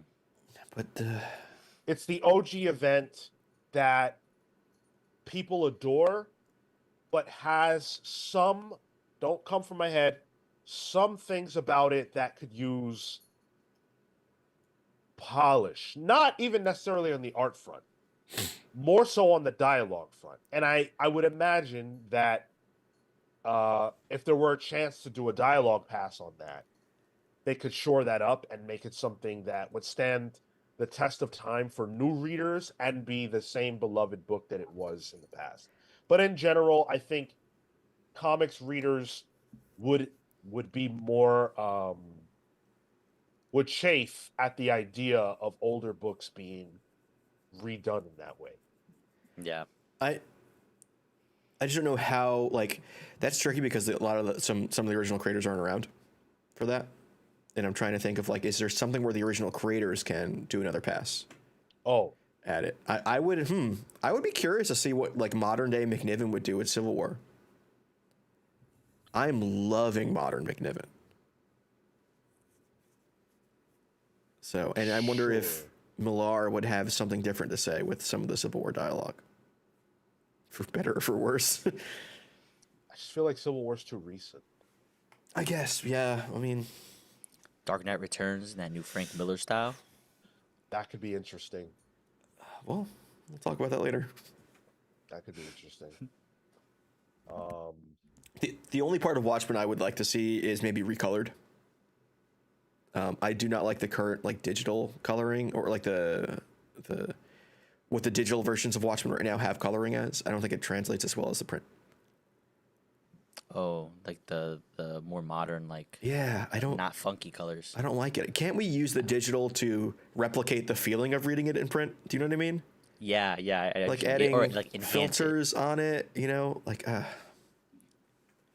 They did that with Swamp Thing, one of the big compendiums. and yeah, did not I don't that. like them. Yeah, it's that whole like that era of '80s comics is being colored in a way that feels like it shouldn't be.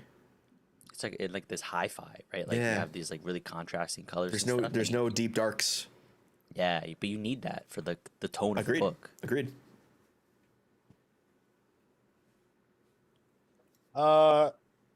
We know that George Corona is leaving the Transformers book, as is Daniel Warren Johnson, because Robert Kirkman and Dan Mora somehow are coming on that title. But where is George Corona going? Well, the answer shocked the shit out of me, because George Corona is going to be the lead artist behind a SWAT Cats revival comic. Whoa. SWAT Cats. Yo, where are my 90s animated kids at? SWAT Cats was like, if you knew about SWAT Cats, I feel like you're an OG, because not everybody was watching SWAT Cats. Yeah, people were watching Power Rangers. Yeah, Yu-Gi-Oh. Yeah. SWAT Cats, though, who was watching that? I was. Not me, bro. And it's written by the same people who did it, right? The Tremblay Yes. Bros. Yeah. Well, so the announcement is that this will be drawn by George Corona, co-written by Kevin Rodadelli and Frank Barbary, Joseph Illidge on the edit, which is pretty cool. The Tremblay Bros are not writing this; they are just involved and kind of spearheading the project. But this is coming from Rodadelli Productions, and they're working alongside. Oh, he himself is the co-founder of Whatnot and Massive, so that's pretty big. There stuff. it is. Yeah. There it is. Okay. I saw recently on LinkedIn he was changing up some stuff on his profile. Rodadelli. You would get I like how your comic book updates that you actually get, your scoops, are via LinkedIn. Yeah, dude. You don't know what the fuck is going on elsewhere. This is all new to you once you get on the show. But if it's on LinkedIn, you might know. This I saw a few days ago. I'm excited to talk about my newest venture into comics. Fucking LinkedIn, man. Connect with me. Oh, God. This is an announcement that probably is only for very specific people, and I am one of them, but bring it on.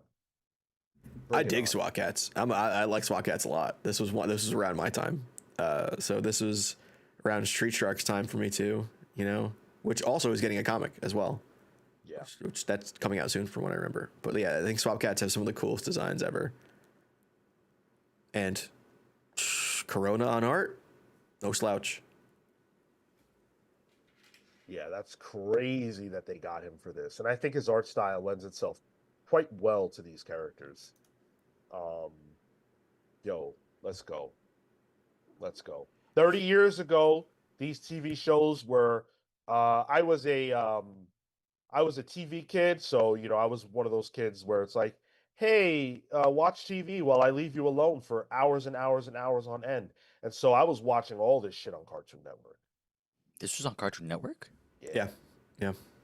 Should tell was some interesting info here. The creators of SWAT Cats were at Mumbai Comic-Con very early on in the year, and they said that the revival would be spearheaded in India due to the huge fan base it has here. I did not know India was big into SWAT Cats. Hell yeah. The things that get huge in other countries that start here is always so fucking funny to me. Like, what's my man's name? He's big in Japan. He's an actor. He's a singer, but he's really bad at it, and he's old. David Hasselhoff. Yeah, I thought he was like big in Germany. Wasn't it like Europe Is that it he was Germany? big in? I thought it was Japan. He had a huge hit, like an actual like a song hit back in the 80s. Right. Oh my goodness. Maybe it was Germany. For some reason I thought it was Japan. But I love shit like that. That's so funny. Yo, Amin says, "Hi, I'm Marco. I just read Swamp Thing by Alan Moore. This is what I learned about B2B business sales." More accurate than you'd think. Oh, Gavin says, I just got my new Biker Mice from Mars figures a couple days ago. I saw those and I had instant jealousy because I had toys from that back in the day, but yours look cooler because they're new. I want them. Yeah, they look pretty cool. Side note, San Diego Comic-Con this year, huge for toy collectors. Lots of big things announced. Mondo putting out fucking a Goofy movie and Rocko's Modern Life stuff and King of the Hill. Nuts.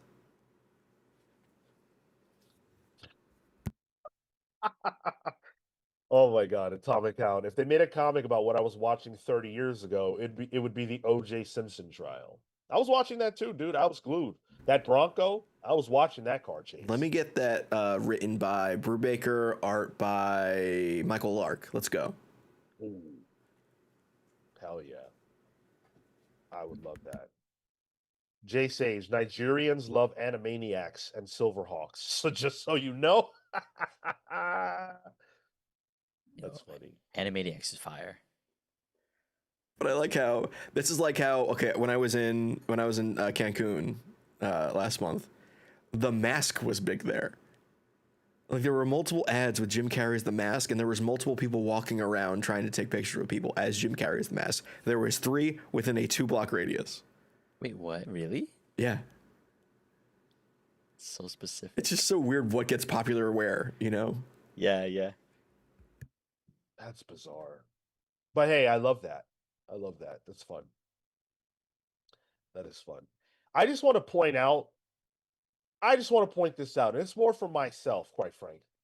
But right now, we have almost as many people watching us live as there are people live watching Near Mint Condition.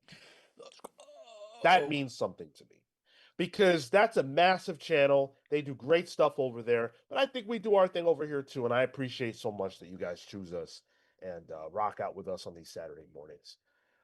Now, let's get into the announcement that has me more excited than anything Marvel or DC could possibly say. This is something that I pitched like it was either a year or 2 years ago. I couldn't be any more excited. I feel like this was made for me. I have to personally thank Nick Barucci of Dynamite Entertainment for making this right here happen. Because Dynamite has acquired the rights to make Buffy and Angel comics, which is already fantastic. I love that. But they went and did the only thing that could make this exactly what it needs to be, which is perfection. They went and got Eisner Award winner. They went and got the best woman writer in comics right now. They went and got none other than Kelly fucking Thompson to make Buffy and Angel comics. Are you kidding me? This was a big deal when I saw this. I'd argue Kelly is my favorite writer in comics right now. I love Kelly's work. And when she's on the show, she mentioned being a Buffy fan. And I told her she should do Buffy. Yeah. So, hey, Comics Pals bump, right? So this is super exciting. But at the same time, Dark Horse fumbled. How do they lose the rights to this? That's a big deal. I feel that's an additional part of this announcement. That Dynamite's getting more rights to IP books, which good for Dynamite. Yeah, Dark Horse didn't most recently have it. It was Boom that had it. Yeah, true. But yeah. Hey man, I'm happy you're happy, dude. Have no history with Buffy? Nope. I think we are on the verge of another Buffy renaissance. They just did major casting for the revival show. A revival show? Yeah, that Sarah Michelle Gellar is working on and in. But it's just like Joss Whedon's gone, which, from what I know, good riddance. But this is I'm hyped for this too, Sean. I'm not an Angel guy. I will read the Angel book, but I'm not an Angel guy. I tried watching the show. I couldn't get really into it, and I never cared much for the character. Guys, if you are not involved with Buffy, if you've never watched Buffy, what are you doing with your life? Buffy the Vampire Slayer is my favorite character across all media. Buffy the Vampire Slayer had such a massive impact on my life. And I am so happy that right now we're getting more Buffy stuff. The show, I don't know if I need that. But a comic, I need that. I need that. Was it the situation where the show ended and the comics kept everything going in continuity? We got season 7 or season 8, excuse me. Yeah, was the comic. Yeah, the comic took over and continued the series. The problem is that the show ended in a way that really wasn't supposed to allow for more. And then they did more.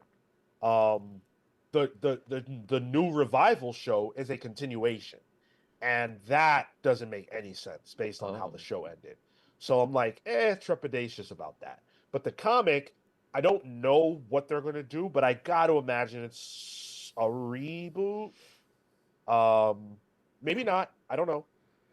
It'll be interesting to see where they choose to pick up from. So The problem with the comics for me, the ones that continued the show, were that the show was limited by budget, and I think that was to its benefit in some way, whereas the comics no longer have a budget in terms of what they can do. So the comics then just went a little too out there. That compared to the show, it was like, well, no, Buffy's flying now all of a sudden. Like the show couldn't really pull that off with the budget.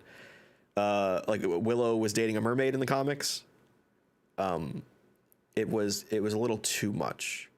But I guess there are some big question marks for this new run. It's like I kind of hope it restarts. I'd rather that than a continuation. But we also don't know the artist, which is weird. Is this reboot not the comic necessarily, but the show, is that picking up off the comics, or is No. it off just the show? Okay, it's picking up from where the show left off. I see. Yeah. Okay, so like, So is that's invalidating those seasons, I guess? Those comics, yeah. Seasons? Yeah. Okay. Which were written by a lot of people. The first season 8, season 8 had a murderer's row of creators. That was Yeah. insane. Yeah, it was insane. Joss Whedon was a writer on that, which, whatever you think about Joss Whedon knows Buffy, creator.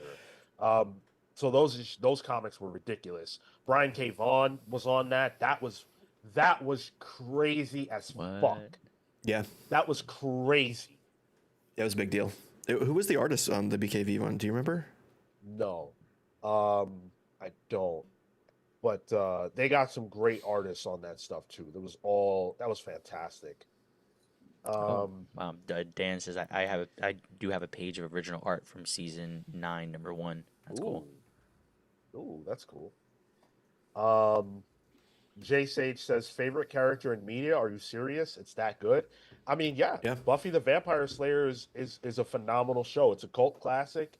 The first lesbian kiss on television ever happened in that show, just to illuminate, how early in television we're talking, but also how important that show was to breaking ground. And Buffy the Vampire Slayer, I've never connected to a character as much as I connect to her. I learned a lot about women and women's power from Buffy, from that show, watching her struggles, watching how, like, she was a superhero and she kicked ass and she was a badass, but she also worried about her hair, And I was like, as a kid, I'm like, who cares? You're a badass, but no, that's what she cared about. That's her identity, and watching her go through her teenage years and all the uncertainty and stuff. I feel like I went to school with Buffy and the Scoobies. That's how important those characters are to me. So, yeah, I can't wait for this. It's going to be cool. Atomic Hound says, what's our forecast start time of the Fantastic Four movie review? That's a tough question to answer right now, buddy. I have it scheduled at 1:30, but who knows? I could see that. Yeah, I could see that. Yeah. I would say that we'll probably hold to that. Sorry, my cat got caught in my curtains. That's why I had to step away for a second. Did we get Ted H's super chat here? No. Ted H with $2 said, happy 5,400. Thank you. Happy 5,400 to you. I didn't know we hit it. Oh, thank you so much, Ted H. I appreciate that. Yeah, we hit 5,400. I want us to hit 6,000. Really, I would love it before the summer ends, but certainly before the year ends. Oh, I was like, what are you talking about? My page hasn't refreshed. We need that the Ultimates crew to come in and bump those numbers up. Yes, Ultimate August. Hook it up. That's, again, big goals. We have big, lofty goals, and we can only meet them with you guys. And August is also when we're going to start to debut a lot more of the changes that we've discussed. So you will see, hopefully, a lot of really cool things happening on our side of things. 98 likes and 118 people watching. What's up? Beautiful. Yeah, we can do better, though. We can do better. James Jones asks a good question. Great for Kelly. What does this mean for Birds of Prey? So I don't think that Kelly Thompson is going to leave Birds of Prey. I'm actually wondering the opposite, because Kelly Thompson was on Powerpuff Girls, and that was insanely good. She was only there for 4 issues. So I Mm. really, really hope this isn't going to be a situation where Kelly does an arc or two and leaves these books. That would suck. I really hope she's here for the long haul. That's my fear with this book. It's like, sure, this is a great announcement, but we don't even have an artist announced, which is a red flag. Yeah. And typically Dynamite has done this before for the creative team to not even do a run. They do an arc? Question mark. I'm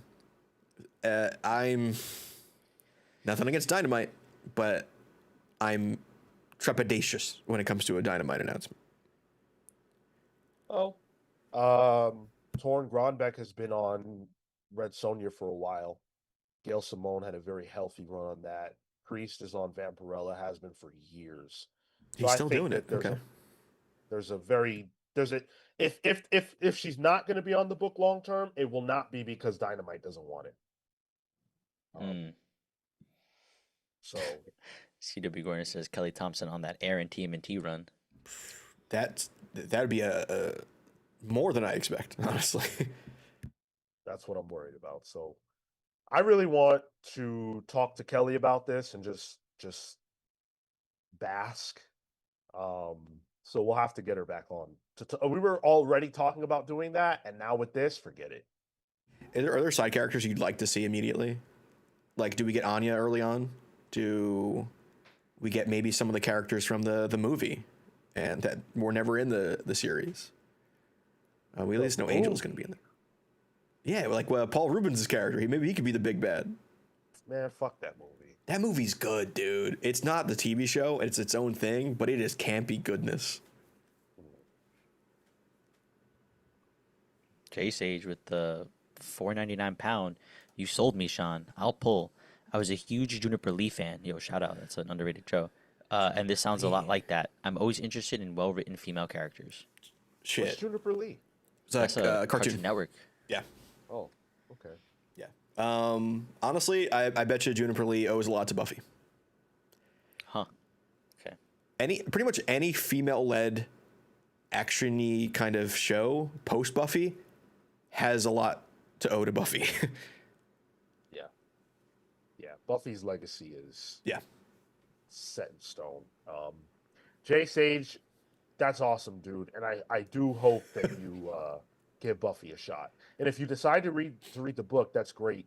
I encourage you to watch the show. It's 90s, so I don't know how old are you, Jay? I don't know how old you are, but like if you don't watch a lot of 90s stuff, there are things in there that'll be like, wow, this feels ancient.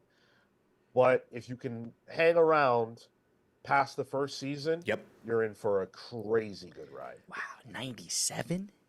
Yeah. Season 1 is a little tricky. I think I always tell people, if you can get past season 1, you're not going to finish. You're definitely going to finish the whole show. Season 1, it's like, oh, there's warthogs in it. Like, it's a weird one. Yeah, doesn't the principal get turned into a warthog or something like that? No, he gets eaten alive. Weren't there like Flutie gets eaten alive by people in the school who had been taken over by the spirit of hyenas. I feel like maybe I'm thinking of hyenas as the weird animal that was in this. But they weren't literally hyenas. They were humans. They ate him as human beings raw, which is disgusting. Yeah.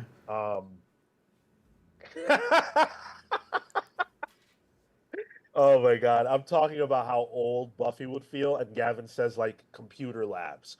That is one of the things about Buffy that feels the oldest when I rewatch it, is the anachronisms as it relates to technology. So like the internet, they refer to it in like those old 90s web. terms, like the net, the web. Yeah. Oh my god. I'm jacked in. There's one character who understands it, you know? Yeah. It literally, yeah. There's like a computer demon in one of them, right? The chatbot that Willow was talking to or something like that? Yes. A demon so that good. gets put onto the internet, and Willow ends up chatting with him online, and it's a PSA about like stranger danger on the internet. Yeah. That's funny. Yeah. There's a musical episode, Marco, that is very well done. Dude, my girlfriend's been rewatching what is it? Vampire Diaries. Which owes a lot to Buffy. Well, my point being that I saw somebody texting in that, but it's like the it's not a full keyboard. It's Yeah. the numbers, and you're seeing them like click click click. Yep. That's why we had the shortened letters. That's why U was just the letter U instead of YOU. Exactly. Man, computer labs, man. I remember I was burning No Doubt songs onto a floppy disk on my computer lab growing up. A floppy disk. Yeah, my teacher All didn't know five- how I did it, and I was like, "Well, I'll teach the class then." All 15 megabytes. Oh my goodness. I could talk about this forever, but you know, this isn't a Buffy show, sadly. Maybe one day I'll have my Buffy show. Let's shift over to Marvel. Marvel had some major announcements to make, not to be outdone. And they kicked things off, will kick things off with an announcement that came just a little bit ahead of the beginning of San Diego Comic-Con, and that was the announcement of a new Marvel Knights title. We are getting Marvel Knights Punisher, a 4-issue mini from Jimmy Palmiotti with art by Dan Panosian. Dan Panosian doing interior, sign me the fuck up. This is huge. This is gonna go ahead. I was gonna say I gotta see what Dan Panosian's interiors look like. I think he's fine for covers and that. I don't mind his cover work, but they feel like covers. They feel static. They feel like a cover. I need to see how he can do like motion and movement and panel layouts. I'm curious. I've it's been a while since I see Dan Panosian interiors. So this is spinning out of the world to come stuff that we've already been getting from Joe Quesada and Christopher Priest. We're going to be getting, unfortunately, it's just 4 issues, but here's how they're selling this. The secret behind Marvel Knights has always been creative alchemy, the perfect blend of raw talent and fearless storytelling forged by creators who don't flinch when things get intense, says Jimmy Palmiotti. Now, years later, under the iconic Marvel Knights banner that Joe Quesada and I created all those years ago, I'm writing a brand new Punisher series that's being lit on fire by one of the industry's most electrifying artists, the incomparable Dan Panosian. This is Frank Castle pushed past his limits into uncharted, brutal territory. Dan and I aren't revisiting a legend, we are detonating it. Fuck yeah. Cool. That's good hype.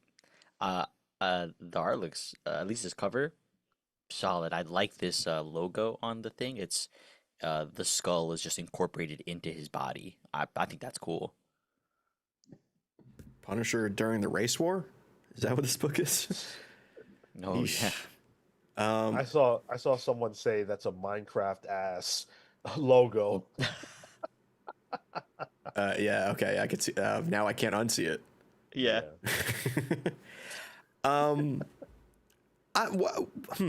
What do you think about these Marvel Knights books being within the world to come? Like the world. First of all, at what point of the world? Right. Is it just That's all? the big, Yeah, it's the just. biggest question. Is this all just to be an excuse for saying, "Hey, this is near future"? I think the world to come just means this is Marvel Knights. Like this is the era of Marvel Knights that we're in. The name of that book, the Black Panther one, isn't, if I'm thinking correctly, it's not Black Panther. It's literally the world to come. So this is just in that same world, but I don't think that it necessarily has to tie into what's happening in that book. Yeah, like it'll be, it'll just exist in that universe, or at least that's the hope. Because if it comes, dude, if it crosses over with whatever's going on there, I'm gonna be confused. Because that means I need to have paid more attention in the world to come, and I could not follow that. This is also going to have like a timelines thing in the background. Oh, please don't. What if? Yeah, go ahead. What if Punisher has a black son in this? Okay. Uh, I'm really excited that Palmiotti is going to be involved. I think Palmiotti is very talented. I love the fact that he, um, is one of the people who started this and getting to come back and tell stories in this world. But I am way, way more excited about Panosian's involvement. Ever since he started doing those absolute covers, I've been dying to see this dude's interiors, and we're about to. It's hype. This is fun. Yeah. I like how Amin Perez says, "Okay, I'm confused. What is the world to come?" That's a good question. It's the world to come, dude. Stay tuned. Yeah, it's the future. Absolute JTQ. Glad I got to jump on the live stream. I'll have to watch the earlier parts later regarding Absolute news. Welcome, Absolute JTQ. Good to see you. Glad you made it. That's the beautiful thing about these live streams is you can always go back and hear what you missed. But yeah, hang out with us. Hang out with us. We've had over 100 people all day, and I want to keep that going. Super job. Wasn't Punisher black for a while? That is one of the worst things that Marvel ever did. They had Punisher be black for a particular storyline. I believe it happened in the 90s. That's the kind of bullshit that's like there's no need for that. It's dumb. It's wild. Yeah, it was like he was still Frank Castle, and then he was an angel. The '90s was wild for Punisher. An angel? Oh yeah, yeah. They didn't know what the fuck to do with that character. They still don't. That's why he's nowhere. They made a new person, the Punisher. They don't know what to do with the fucking logo. They're all over the place with his character. But hopefully a return to form here. Marvel had a few more things up their sleeve, a few more announcements. I feel like they, well, we'll judge fully once we've got everything from Marvel. What I was going to say was that, quite frankly, I feel like they might have had the better SDCC so far, but we'll save that conversation for when everything is done. But we also got more news about the relationship between Marvel and DC. We know they're publishing a new crossover. Marvel is republishing the Amalgam comics. They're putting out a Spider-Boy facsimile edition. So I'm not talking about the new Dan Slott Spider-Boy. I'm talking about OG Spider-Boy, who is a combination of Superboy and Spider-Man. He's got the Superboy design pretty much with the leather jacket and the cool pants, but then he's also Spider-Man. He's got a gun that doesn't shoot bullets, it shoots webs. To be fair, when I think of Amalgam Comics, I think of Spider-Boy first. That's the one that always jumps. It's him and Darkclaw. Those are the big two. Yeah. In my eyes. And I got to imagine if you're doing this, Darkclaw is right around the corner for a Facsimile edition, which will probably have a holographic variant too. The Facsimile editions aren't for me. I'm glad it's going to be for someone. Although you can probably find this at any comic shop in their, bargain bins. Oh, yeah. This is cool. This is one of those situations where I feel like I'm glad for the facsimile because I can kind of relive a moment in history at a different price point. But I'll be able to peek in here because this is such a like outside of awareness, a gap of like I don't know Spider-Boy. I only know I think was it Darkclaw. So being able to explore some of this stuff is going to be interesting. Yeah, I'm excited. My relationship to these characters is basically non-existent. I haven't really read any of this, so this will be an opportunity for me to pick it up, as a part of my weekly comic book purchases. I'll probably buy this one. I'm not necessarily going to buy them all. I'm going to try to find out which ones people say are good and stick to that. So I need my OGs in chat right now. Let us know, like, is Spider-Boy worth purchasing? Are any of them worth purchasing?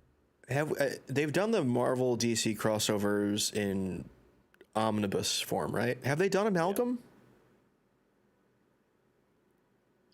Not sure. I don't know if they have. Either way, I think what the Amalgam comics for me are just cool. looking. I don't ever care to read them. Dan says, when I think of Amalgam comics, I think about the money I saved by not buying them. Damn. Like, they're action figures in my eyes. Like, would I like a Yeah. Dark Claw action figure? Hell yeah, I would. Do I want to read a Dark Claw comic? No. I mean, are they bad? Well, You don't want to read it because it's bad, or just because you like if it's good, you wouldn't read it. oh, if it was good, but like and the ones that have already been out, I've never heard anyone say any Amalgam book is a must read, because I don't think they had much room to work with in terms of storylines. They only had like 2 or 3 issues at most. Looks like most were one shots. Yeah, most of them are one shots. You like, yo, you're not gonna get Lobo the Duck? Trust me, that is one of the ones that when I look in back issues, I'm looking for. Nice.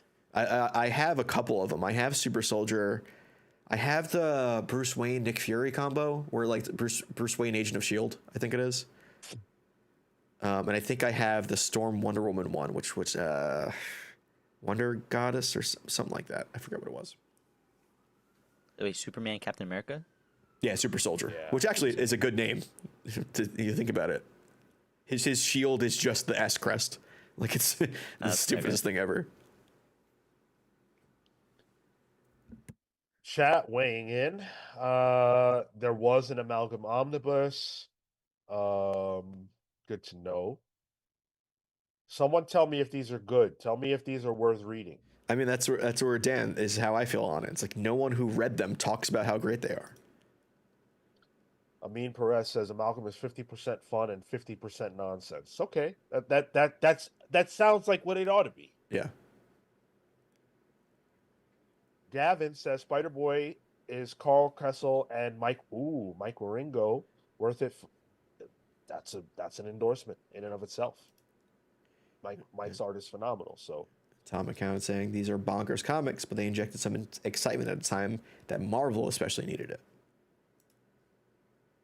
all right, Did Marco turn into a dog? yes, Just- yes, that is Marco's other form. his yeah. Oh, alternate there he form. goes. So we're getting that. I personally am excited, but not the biggest piece of news. However, that is a lead into the massive announcements that Marvel made about the furthering of the Marvel DC crossover. So, Frank Miller is going to be drawing Wolverine versus Batman in the DC Marvel crossover. But not just any Wolverine and not just any Batman. This is Dark Knight Returns Batman and Old Man Logan. What? The cover has typical Frank Miller 2025 pose on it. Yeah. Sure. I think I really need an answer to how big these backups are. Like, what is Miller doing? A 2-pager? A 1-pager? Like, do we know? We don't know. I mean, it's 64 pages, so Yeah, which probably it's a means lot of space. that's a lot of space. But I assume the Deadpool and Batman of it all will be taking up a good chunk of it. I mean, Deadpool Batman will probably be the first half, and then the rest, I would imagine, will I guess so, yeah. Yeah. And then that would be split between this, about like 5 other stories, possibly. Daredevil, Green Arrow, Captain America, Wonder Woman, Jeff Landshark and Crypto. This, those are the 4 we know about that I can think of. And the one we're about to talk about. Yes. Yeah. Yeah. So, the one we're about to talk about is Green Lantern and Rocket Raccoon. Huh. Al Ewing is going to write it, There it which is. is great news. That is the best part of that piece of news. I think this is a very interesting team up. I think it makes sense. This would be nothing new for either of them. Spacefaring, Yeah. I bet you Rocket calls him a wannabe Nova at some point, you know? I think it could be fun. And Al Ewing loves space stuff. Al Ewing's doing Absolute Green Lantern. Let's see what he has to do with a normal Green Lantern. No news on artists for that story, right? Yeah. Okay. Because I think that would really also see where my excitement level is. Like Frank Miller, like I like Frank Miller's writing. Him drawing doesn't really excite me in the terms of like visually looking at it. I like the idea of him drawing it more than I like the idea that the fact that he's drawing it, if that makes sense. But whoever is drawing this Al Ewing Green Lantern Rocket story, that could be exciting. Dauterman did the cover they came out with when they announced this. It's a Deadpool take on Infinity Gauntlet. And that's the first time I've seen him do DC characters. And I want more of it. Yeah, this is Fucking cool. incredible. Yeah. His Joker Wonder looks Woman? like, oh, Joker looks like animated from the animated show a little bit. Yeah. With that Yeah. long, pointed. Is the slick back hair too. Yeah. This is hype, man. I feel so ready for this Deadpool Batman. Like, my excitement level goes up with every single announcement that they make about this. Like, you want to talk about candy and comics. You Yep. want to talk about, toys being bashed together. Like, this is where I want that at. This is where I want that at. You want to do a tournament, but fucking everybody loves tournament arcs, apparently. You want to do a tournament between Marvel and DC? Sounds great. This is where we have the most fun. And I really hope that, we're no holds barred with this. Let's get nuts. How often does this happen? What, every 20 years? Let's get fucking nuts. It's just wild that you have the first Marvel DC crossover in decades, right? Drawn by Dauterman on this Infinity Gauntlet themed cover, and Jeff is on there. Like, that's where we are. The one who was a throwaway character that Kelly Thompson made as a side bit now is Captain America tier on this cover. Above. Slightly, yeah. No, I'm pretty excited for this. There was also that, and I guess I can show it here, the DWJ, Dan Warren Johnson cover that I might need to go to the shop for. Yep. Insane. Yep. Barda, the Thing, speaking my language right now. Insane. First of all, he draws a ridiculous thing. Yeah. The thing on this cover looks amazing. Yep. His Barda looks awesome too. I almost want this. Like, I want this Yes. matchup. I want this. Yeah. Part of me was like, well, if this is a cover, I want this in the background. Give me 2 pages on this. I don't need much. This better be, dude. Imagine this It's is just not. them throwing punches. Because they a couple weeks ago they showed the Peach Momoko. It was Cassandra Cain and Elektra variant, which is like some of these will just be variants, which is great, because that Momoko one is great as well. But man, I want more of it. I love how the Thing's face is like rubber bandy here, and then you get those like movement lines on his on all of the little rocks. Yeah. Hell yeah. Jay Sage with the £4.99. If you want a good Amalgam story, read Astro City instead. It's a similar concept, but well written and not restricted by the big two. Yeah. Very good shout out. I just say read Astro City in general. That's always a recommendation for me. Yep. Man, look at this. I'm still stuck on this cover. The Barda's cape just encompasses the whole Sick. space that we're in. Man, and his thing got that big old monobrow. Man. Everything about this is fire. Like, it's insane how talented Daniel Warren Johnson is. And it's like, yeah, you know how to draw. That's one thing. But knowing that, like, the cape should look like that, like what Tyler pointed out, that's a stylistic choice that just adds so much to this page. The fact that Barda's hair is wild like that, to where it's actually behind her, but also behind the Thing, looks fucking crazy. Like, every decision that he made is the right one. Like, it adds so much. beautiful stuff. Barda's even taller than the Thing, which is accurate, and like there's no winner too. In this one image, there's no winner, which there shouldn't be in a Marvel DC thing. It should be even. God, I'm getting this variant 100%. Yeah, this might get me. I'm probably gonna have to triple dip on this. I'm not joking because I need this. I need cover A. Yeah. I need this one, and I need the Russell Dauterman. I need them. Yeah. That Dauterman one's good. That's a phone background. The Dauterman one. Jeez. Yeah. The variant sales for this are gonna do numbers. Mothman, you are 1,000% right. 1,000%. I'm probably gonna spend $20 on DC vs. Marvel #1 off variants alone. And it's funny because the main story for both these crossovers, and we still don't know much about Batman Deadpool, is a Deadpool crossover, which is my least interesting thing about this whole thing. Yeah. Yeah. Oh man. Gavin said that's how they get you. It is how they get you. But it's like I want to be got. I want to be got when there's a reason. This is a reason. Yeah. You know, you break this out occasionally, rarely, we should all go all in if we're interested, if we care. Like, this is the time. James Downey says BTC has a bundle pack of 17 of these variants. First of all, what's BTC? Secondly, how much would that bundle cost with all 17 covers? BTC, is that Bitcoin? Bitcoin, yeah, that's what that made me think of. Yeah, that's what I was thinking too. Mr. DC Comics says, get them all. Well, Hey. Listen, dude, we know you're trying. You can't tell us what to do because you make money off it. That's not right. You're the one behind all this shit. Which, by the way, thank you. Thank you, Mr. DC. I like how Mr. DC comes into the mix and just tells us to buy all the variants. Like, we don't know what you're up to.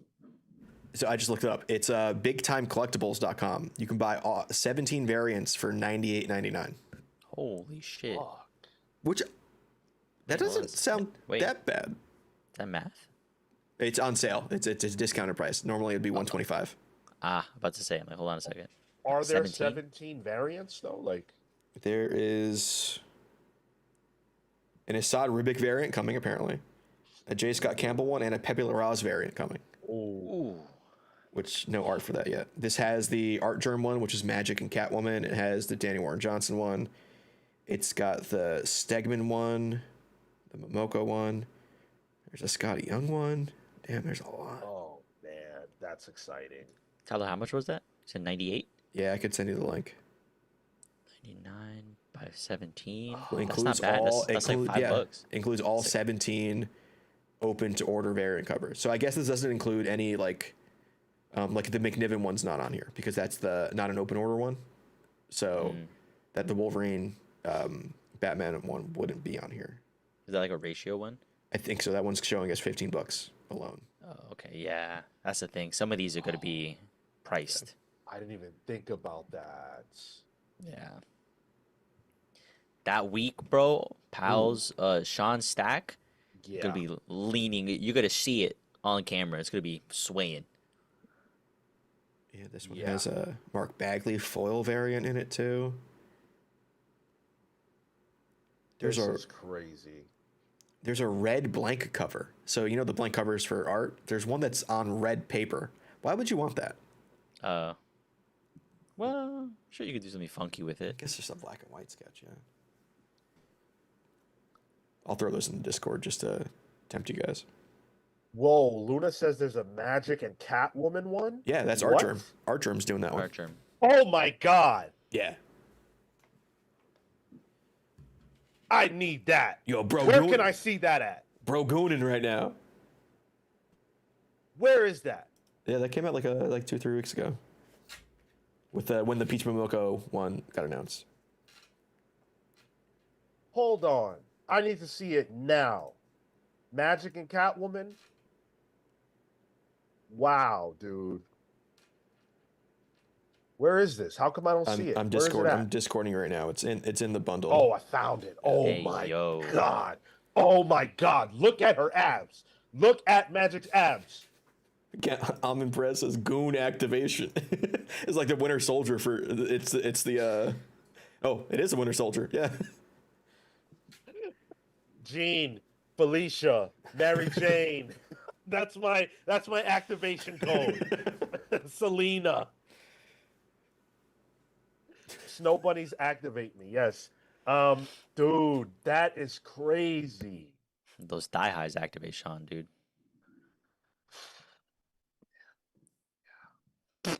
There's a lot there. There's a lot going There's on. so much going on, dude. Yeah, dude. This is fire. Is this open order? Because I'm open to order. That one is open order. Yeah, that would be part of the bundle as well. Yeah, I'm gonna need that. Yeah. I might. Nah, Honestly, 17 for like I wouldn't pay for it. I don't need $100 worth of like physical comics, but like that doesn't seem too bad for 17 variants. Comes out to about $8 a book. Yo. Dan Trudeau with the $2. Here's a couple bucks to help you buy all of them. Thank you. I appreciate the comics bucks, Dan. Is it gonna help buy all these covers? Listen, every bit helps. These fuckers are what, $8 a piece? Probably.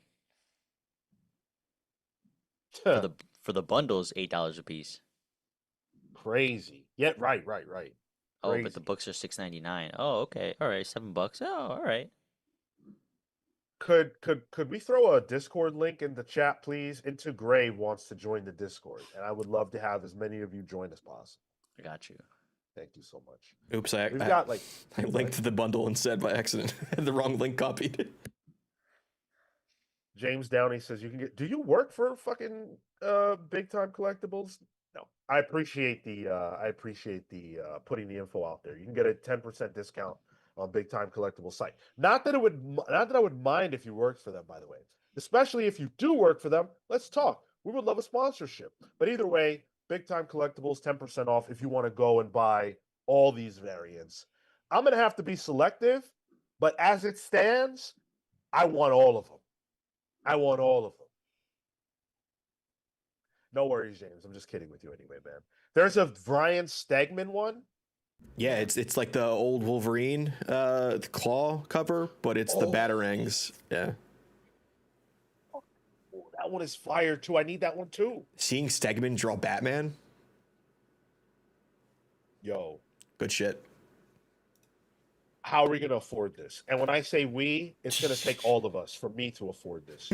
So We're what getting are we looped into doing this. here? Jesus Christ. I'm definitely gonna get a few of these, dude. That's going to be fun, man. That episode of Pals Pulls where we can show each other the variants that we ended up grabbing, that's going to be fun. Well, with Pals Pulls now being at 8 p.m., I might have time to actually go to the shop. Oh, There yeah. you go. Fuck. Yes, that's the thing I forgot to make the announcement of. Thank you. For those of you who have missed it, Pals Pulls is changing time. Pals Pulls will be at 8 p.m. on Thursdays going forward, 8 p.m. Eastern. What we're hoping for is that more of our West Coast listeners can come hang out with us. Some of you that don't get to read the comics in time will have more time to read it. Those 2 hours can make all the difference in the world. It's going to make a difference for us. I know I'm going to be able to read more comics and fit more books into my stack before the show. You'll be seeing a lot So- more Sean stacks being bagged and boarded, hopefully, too. Yes. Be able to take like a 5-minute break before after work finally. Yeah, Mark Right. can not be sweating to get onto the show. Yeah. Aaron Ruiz says, do variants count for the stack? Because that may go to the Yes. 30s. It does I count. do. Yep. Yep. Yes. Absolutely. That week's gonna be rough. When is Marco, when does the book come out? Are you gonna go in? Are you gonna Yeah. do the big one? Yeah, I'm gonna. Sean, when does the book come out? What month? October? Oh, I believe it's October. Let Okay. me confirm that because I already closed. Because it. when in October is interesting, because if the blank variants come out, then that could be brought to New York Comic Con if it's in time. But I don't think it's going to be in time. Oh no, it's September. It's Oh, September. shit. Okay, 17th. yep. Those blank variants Yeah. will be available then to have your favorite artist in New York Comic Con draw on. So God, oh my God, dude. That's cool. That's what I'm getting. I'm gonna get maybe 2 of those. Oh, I still have a blank variant of Birds of Prey #1 that I haven't decided on what to do with yet. Throw that Gavin's way. I know. He's right there. Wait a second. So you buy a blank variant, right, of DC Marvel. Who are you going to, and what two characters, one from Marvel, one from DC, are they drawing? Let's get it. Swamp Thing, because that's always a thing. But I don't know Okay. who would be. Who would be the Marvel one? And I don't want it to be Man Thing. Yeah, no, that would just be a lot of grass. Yeah. Who would you get to draw it though? Damn. Who's the guy that did that's doing the Alcatraz book? Oh. Tyler Boss? No. No. Tyler Crook. Yeah. That'd be some good Swamp Thing. I have some art from him already. See, I was right then. It is good. Oof. And you're not just saying like who's at New York Comic Con. This is just in general. Who would you pick? Sure, yeah. Oh, Peach. Peach. I don't got nothing from Peach. And you will not be getting anything from Peach. Oh man. Russell Dauterman, Wonder Woman versus Rogue. Give it to me. No, Wonder Woman versus Captain Marvel. Give it to me. Oh, that's good. Who's the artist, you said? Russell Dauterman. Daughterman? Oh, nice. Nice. Okay, interesting. Damn. I'm gonna get two. I'm gonna get two covers because I want to get a few people to do something. Okay. Oh my god, dude! I've never bought a blank cover before. Should I do it? Sure. Yeah, wait, if you yeah, plan of on course. getting someone to actually draw on it, unlike me, or I have a whole bunch of blank variants. I have a blank variant for Gillen's Young Avengers that I still haven't touched. That I got when it first came out. I have to remember. Ooh, Coyote P with the fire. Jenny Frizen drawing Magic and Zatanna. pick. That is a match made in heaven. That is pick. a phenomenal idea.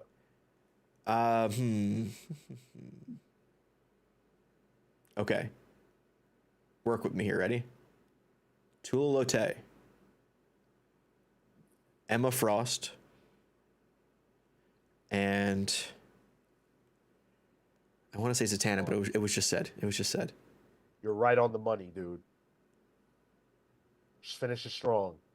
Emma Frost and Killer Frost. Nah. I ruined it. God damn it. Fire and Perez. Ice. But my Fire and Ice? Oh, that's three. The prompt was two. Unless you do Firestar and Ice, and then that counts. Well, That's funny. I would. My actual one that I was also thinking of was Scalera doing Doctor Doom against Darkseid. ooh, that's cool. It's funny you said Scalera because I had him in my mind as well for some reason. I like that a lot. You ever read Scalera when he was on Hulk? Yeah, who was It was Mark Waid's. When he yes. had it was the all new Marvel Now, and Hulk had the suit on or whatever, like the tech suit. Oh god. Good looking book though. Good looking. The story was. Rob, have they announced how the two no, they haven't. How will they be collected? Will these be my first single issue? So you will have to buy them in single if you want to read them initially. How they'll be collected, we don't know. But you have to remember that the next issue, the Batman Deadpool one, is coming out next year. If I remember, or was it? No, it's this year. But then the next crossover is next year. That's how it was. Yeah. Yeah. So we don't know how this is going to be collected. I have to imagine you'll get a nice deluxe hardcover edition. You know what? I take back by Peach Momoko. Sherman. Ooh. Sherman on Swamp Thing. Yeah. And then I saw something. Somebody earlier said a versus Thing. Hell yeah. The Swamp Thing, the thing. Yeah. There we go. Yeah. Thing on thing. Pause of the week. Entertain me with the $2. Jim Lee, Emma Frost, Poison Ivy. Yes. Poison Ivy was the thing I should have said, and I fucked up. Yes. Yeah, I fucked up, guys. I'll take it. I got it. I'll buy that for $1. C.W. Gordon, Emma Frost, Big Barda, Battle of the Mommies. You guys are just too thirsty. It's I too need early it. for this. Jeez. You listen, bro. That cover right there might be the one to take me out. Emma and Barda. It might take With you them out. half You gloves? mean cardiac arrest? Like Yeah. That's the one that takes me out. Man, listen. Into Gray says, can you send blank covers off to get someone to do art on it? I mean, I'm sure you could. Yeah. Some artists will also have blank covers available because it's like a book they worked on or something. So And I would recommend what I've done in the past is if you know somebody's going to be there, hit them up on Instagram, on Twitter, or whatever, and be like, hey, I'm interested. And because they're going to have only a certain amount of time and number of slots. So one, you can send it their way so they can do it and then they'll just have it ready. Or, hey, I'm going to be there X amount. Here's what it is. And honestly, for New York Comic Con, you should probably get on that now. Yeah. Yeah. It's like you got to do that usually months in advance. Yeah. Give them until after SDCC, but or even just inquire about what their list looks like. Because some people, it's like they don't do advanced stuff. They only do it at the con. You got to like show up the Thursday and put your name on it, which is the benefit of getting a Thursday ticket to New York Comic Con, is to get on those lists pretty early. Like I got on Danny Warren Johnson's one year just immediately. nice. Jay Sage with the 199 pound. Thank you guys for the super chats, by the way. I know we're having fun here, but it really means a lot. Appreciate it so much. Dan Mora on doing Superman Captain Marvel. I would love to see Dan Mora's Captain Marvel. That's just 2 DC characters, though. Oh shit! Did we read Amin's super chat? If not, I got it. Oh no, go ahead. Yeah, I missed it. Yeah. Power Girl Rogue, Mattia DeLulis, and Kelly Thompson. Oh no. Oh nah! Oh my god! You did your big one right there, Amin. That's the one. That's the one. I can't handle Mattia De Luis's art. Just when he was drawing Barda. You throw Power Girl and Rogue at me? Spells disaster for you. Yeah. Woo! Wow, that's something else. That is something else. That was a great pitch. All right. Barbara Gordon and MJ does entertain me. I'll take that. Yeah, dude likes his ginger. Jeez. Yeah, you need to change topics before Sean straight up dies. Yeah. I can't even handle this anymore. Oh, All no. right. Wait, what? Tina Gordon says that won't be a virgin variant for long. Yo. Vile, disgusting human being. Bonk. You go in the corner. Yeah, you're in bonk. You're in timeout. That's crazy. Oh, That's crazy. That's a gift to get, Tyler. What? Bonk. Oh, I already have it planned, yeah. Oh, yes. Throw tomatoes at me, dude. What an odd request. He likes it now, and I don't know if I want to do it. Don't want to give him the satisfaction. Yeah, I know. I'm gonna have it hit you right in the face there. Okay. You throw some half gloves, Neon Knight, add fingerless gloves. It's half gloves for me. And I'm done. Yeah. Those half gloves that Gavin, bro, you did a beautiful thing for me. I'll never forget that. When you drew those into a DC comic. So you need Zealot and Saturnine is what you need. Oh man. Saturnine. Oh, that big, beautiful woman. Luna with the 199. Peach Momoko, Luna Snow, Black Canary. Can we get Luna Snow in her Marvel Rivals fit? The new swimsuit fit they just put out. Can we get that? You saw it in the video editor, didn't you? No, I saw that on our Discord. Oh, because I put the video of her MVP animation in that video for sure. I gotta see that. Because I don't know what that even looks like, her win animation. And yeah, Luna Snow and Black Canary, that is beautiful. Yeah. I love it. Honestly, I would just like Luna Snow to actually have some prominence in the comics. That'd be nice. Yo, she got some prominence. I see it right now. She got a lot of that prominence. Yo, that's crazy. Why she got why she got the fatty like that? What? Yo, Marvel Rebels is a Gooner game. Yeah, it is. One like it's equal opportunity Gooner. They got Loki in his twink outfit too. You see that? No. He Thing got in the a thong. speedo. Thing in a thong. The thong. Oh Yeah. yeah. Yeah, love it. All right, Great all game. right, all right. Great game. For real, we got to move forward. Marvel, we're gonna close things out with a couple more Marvel announcements.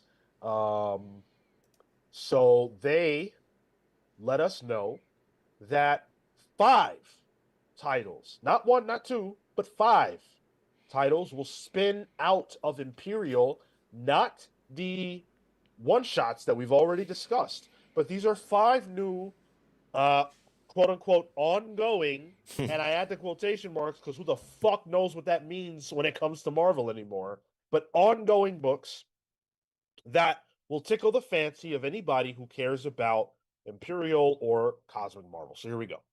Planet She-Hulk #1, written by Stephanie Phillips with art by Aaron Cooter.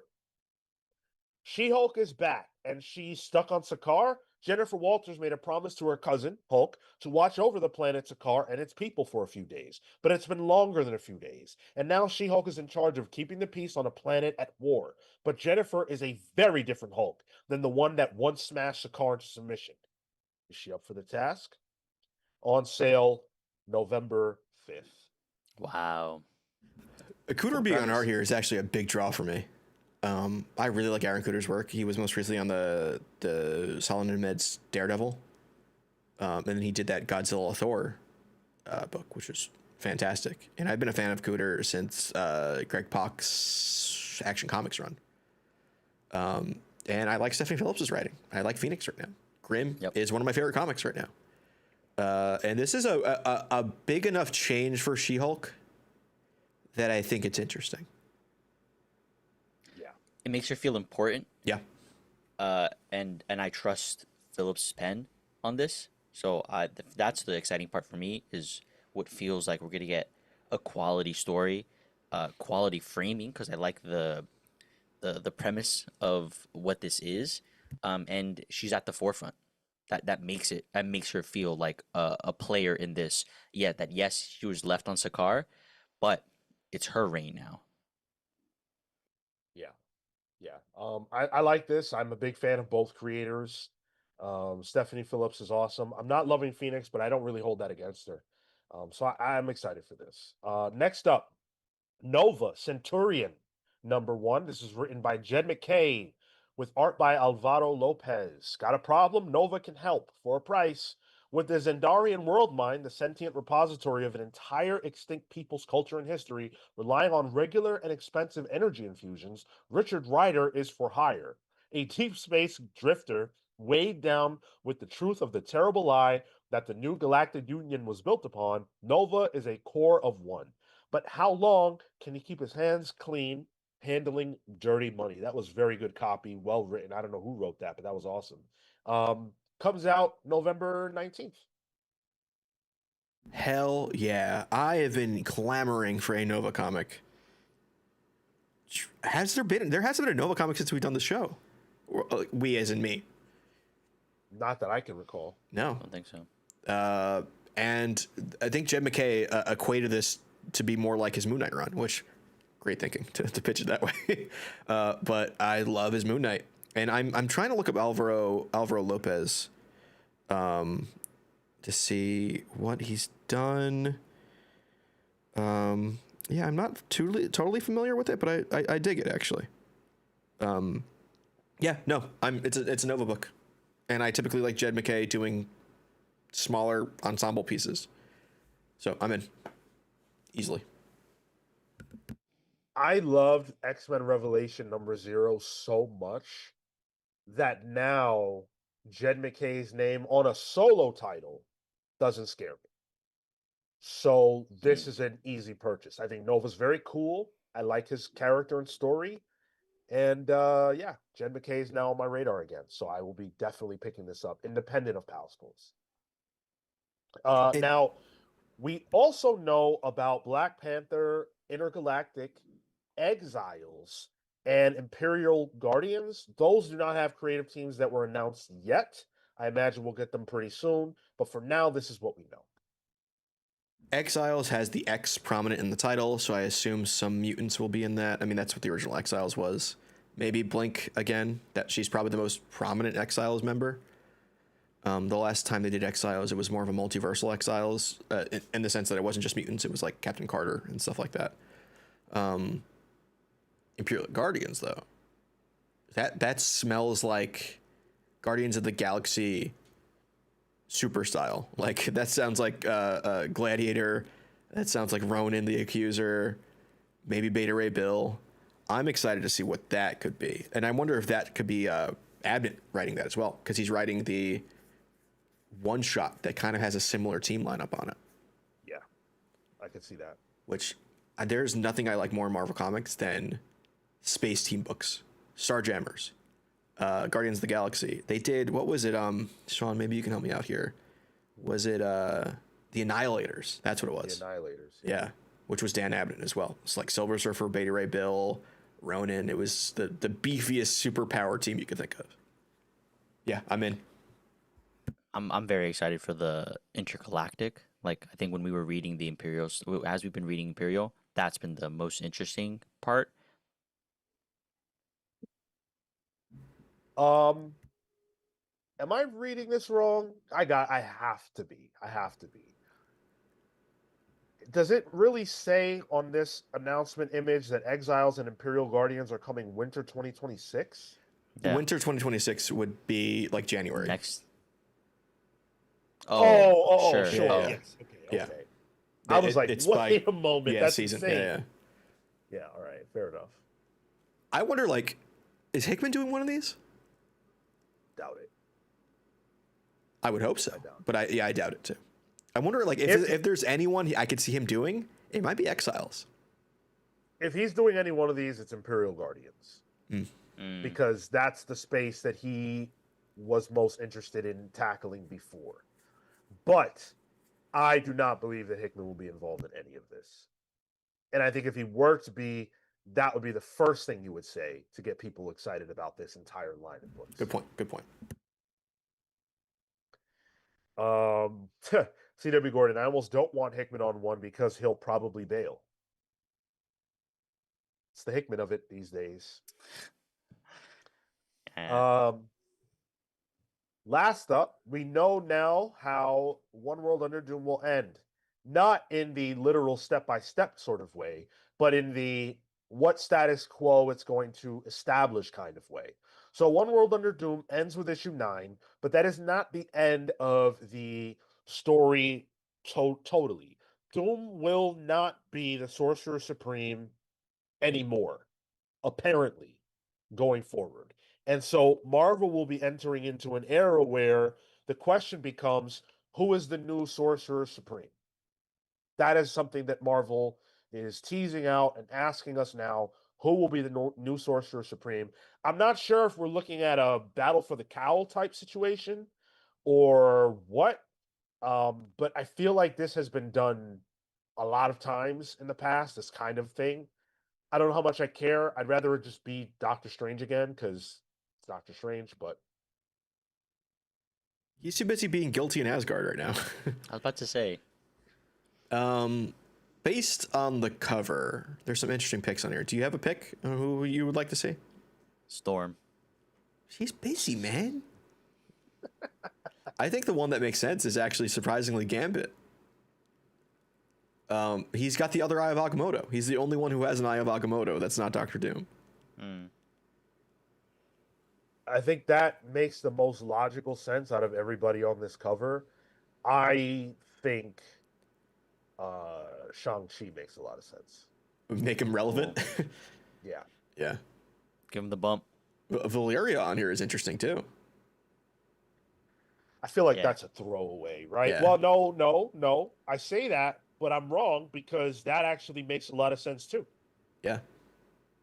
I can see that. Especially, I think at the end of One World Under Doom, they also announced that the Scientist Supreme is being introduced as Reed. Yeah. So if she's a combination of the two, maybe. Magic being on here is a red herring because we know Magic will apparently be the Sorcerer Supreme at some point. There was like a near future thing. Is that Agatha Harkness actually in the middle there above Captain Marvel? I thought it was Clea, so. but it looks like the white hair is definitely Agatha. Yeah. Which give her something to do. Nika Minoru, interesting pick. It should not be Wanda. Do not give it to Wanda. I don't trust her. Mm-mm.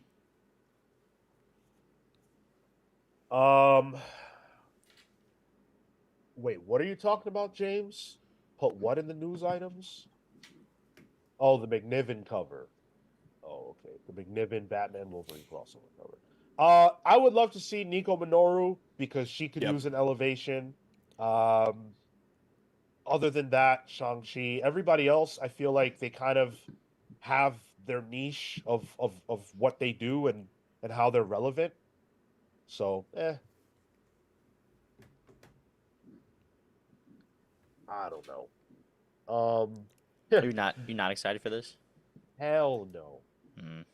Hell no. Again, it's like the same thing with the tournament. Those kinds of like things just don't excite me. Like, who's going to be the next X? Like, no, to me, Doctor Strange is the Sorcerer Supreme. And when he's not, it's a gimmick.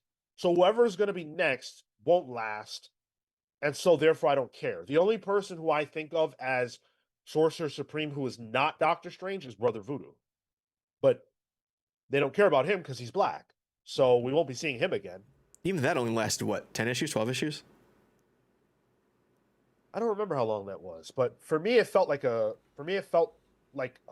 moment. So Yeah. I don't know. I don't know. This also I think feels like yes, it's the next thing, but it just feels like this is the next thing. You know, there is no foresight beyond this still. Yeah. Was this announced in the next big thing panel? I agree with Cole.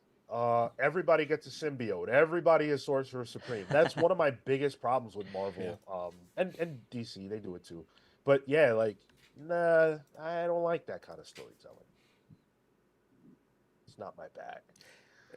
This is also one of those things where, like, you bring up Nika Minoru. Like, if they're gonna do this to a character that can use a magnifying glass on them, and then you can spin them out once they lose it to still do another comic. Let it be a bump. Let it be a rub. I completely agree with that. That's why, go ahead. I was gonna say that's why a bum like Gambit could use it.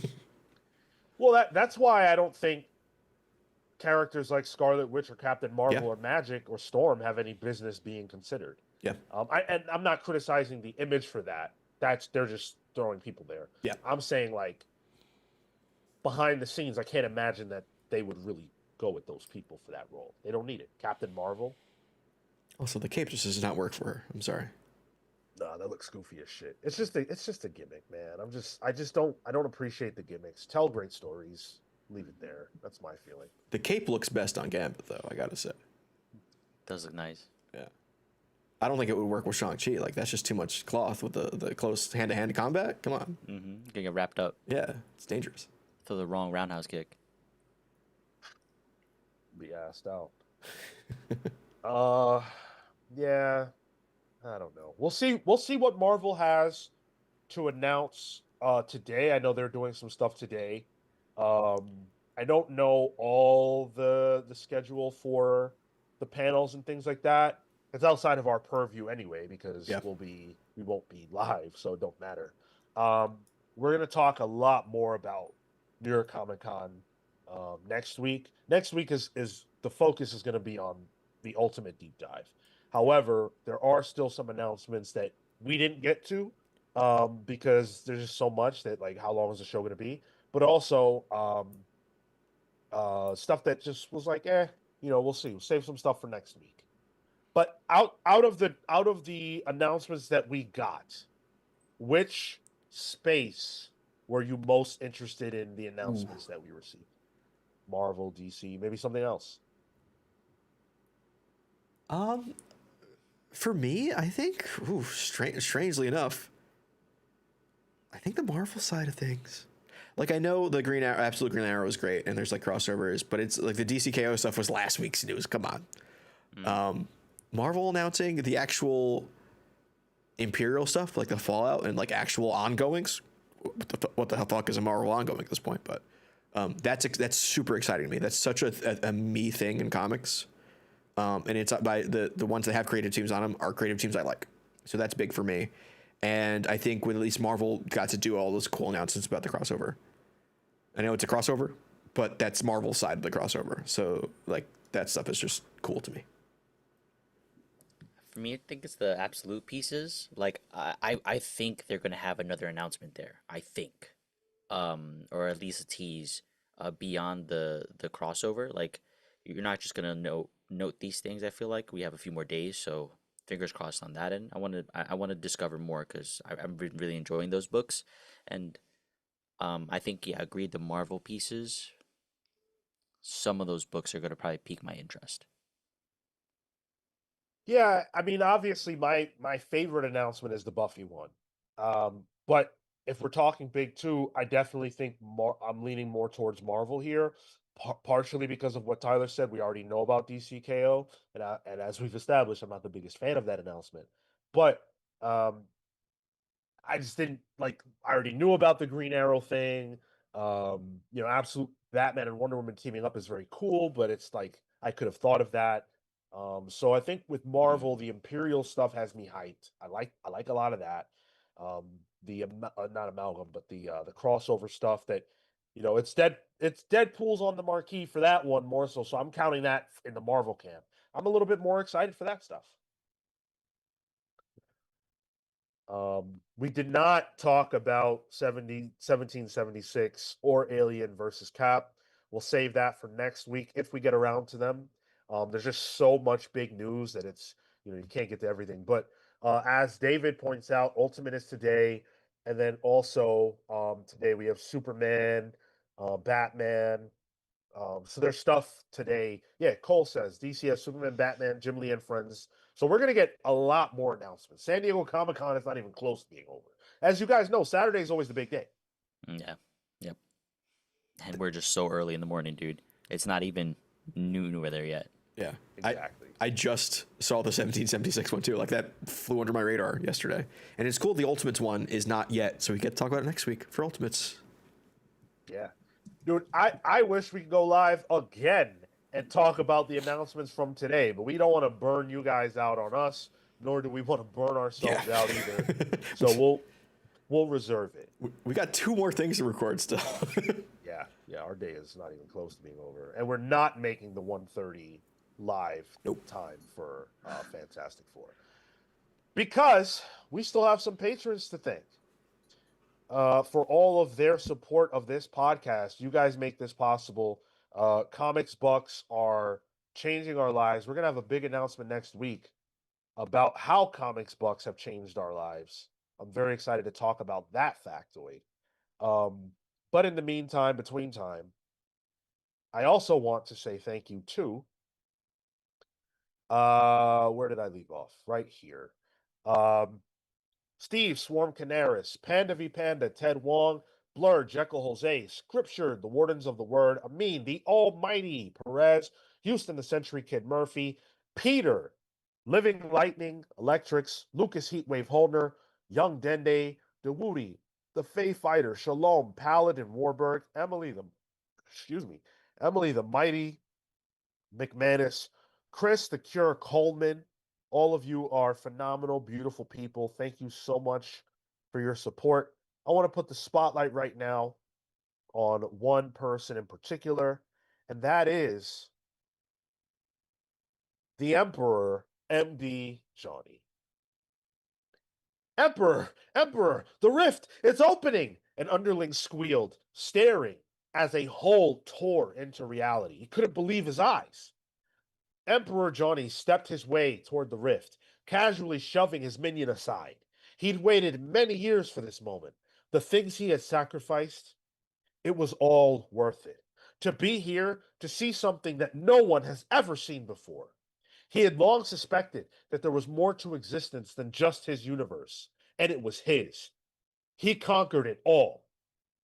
The rift was unstable, expanding and contracting rapidly. Johnny's minions worked feverishly on their machines to try to stabilize the rift. The power it took to open the scar in the universe was immense. Multiple planet engines sapped the energy from their worlds to fuel this endeavor. Untold billions of people perished, casualties of Johnny's ambition. Stabilize that rift, or I'll use your carcasses to keep it open, Johnny shouted impatiently. He had waited long enough. He approached closer, and it seemed to begin to hold form. He stared into the blackness. Nothing was visible on the other side. There's nothing there, Emperor. Johnny completely ignored the fool and fearlessly stepped mere inches away from the rift. Glory awaits. He stepped forward. One blank second later, Johnny found himself in what appeared to be open space. He saw stars, planets, asteroids all around him. The change in scenery was jarring, throwing off even the mighty Emperor. He was so disoriented and distracted that he failed to notice the massive, floating, amorphous being to his right. Hello? The word startled Johnny, who immediately reached at his waist for the Planet Shatterer, his trusted weapon. Though it is capable of many things, the mind of a human being would interpret it as a gun. None who have ever been the target of the Shatterer have survived. That would soon change. Johnny drew the Shatterer, leveled it at the formless being, and fired. What burst out wasn't a bullet, it was raw energy, the kind that evaporates the target on impact. Johnny watched in disbelief as the blast went through its target. The being had nothing that could be understood as eyes, but its vague shape moved in reaction to the shot. Not to dodge, but to observe. An attempt to harm me? That is fruitless. I am beyond harm. I have not encountered a being born of another in eons. Tell me, how did you find this place? Johnny fully believed that trying to hurt this thing would not work, so he holstered the Shatterer. Where are we? He ignored the being's question entirely, as if it hadn't even been asked. This is a dimensional tether space, a bridge and a barrier.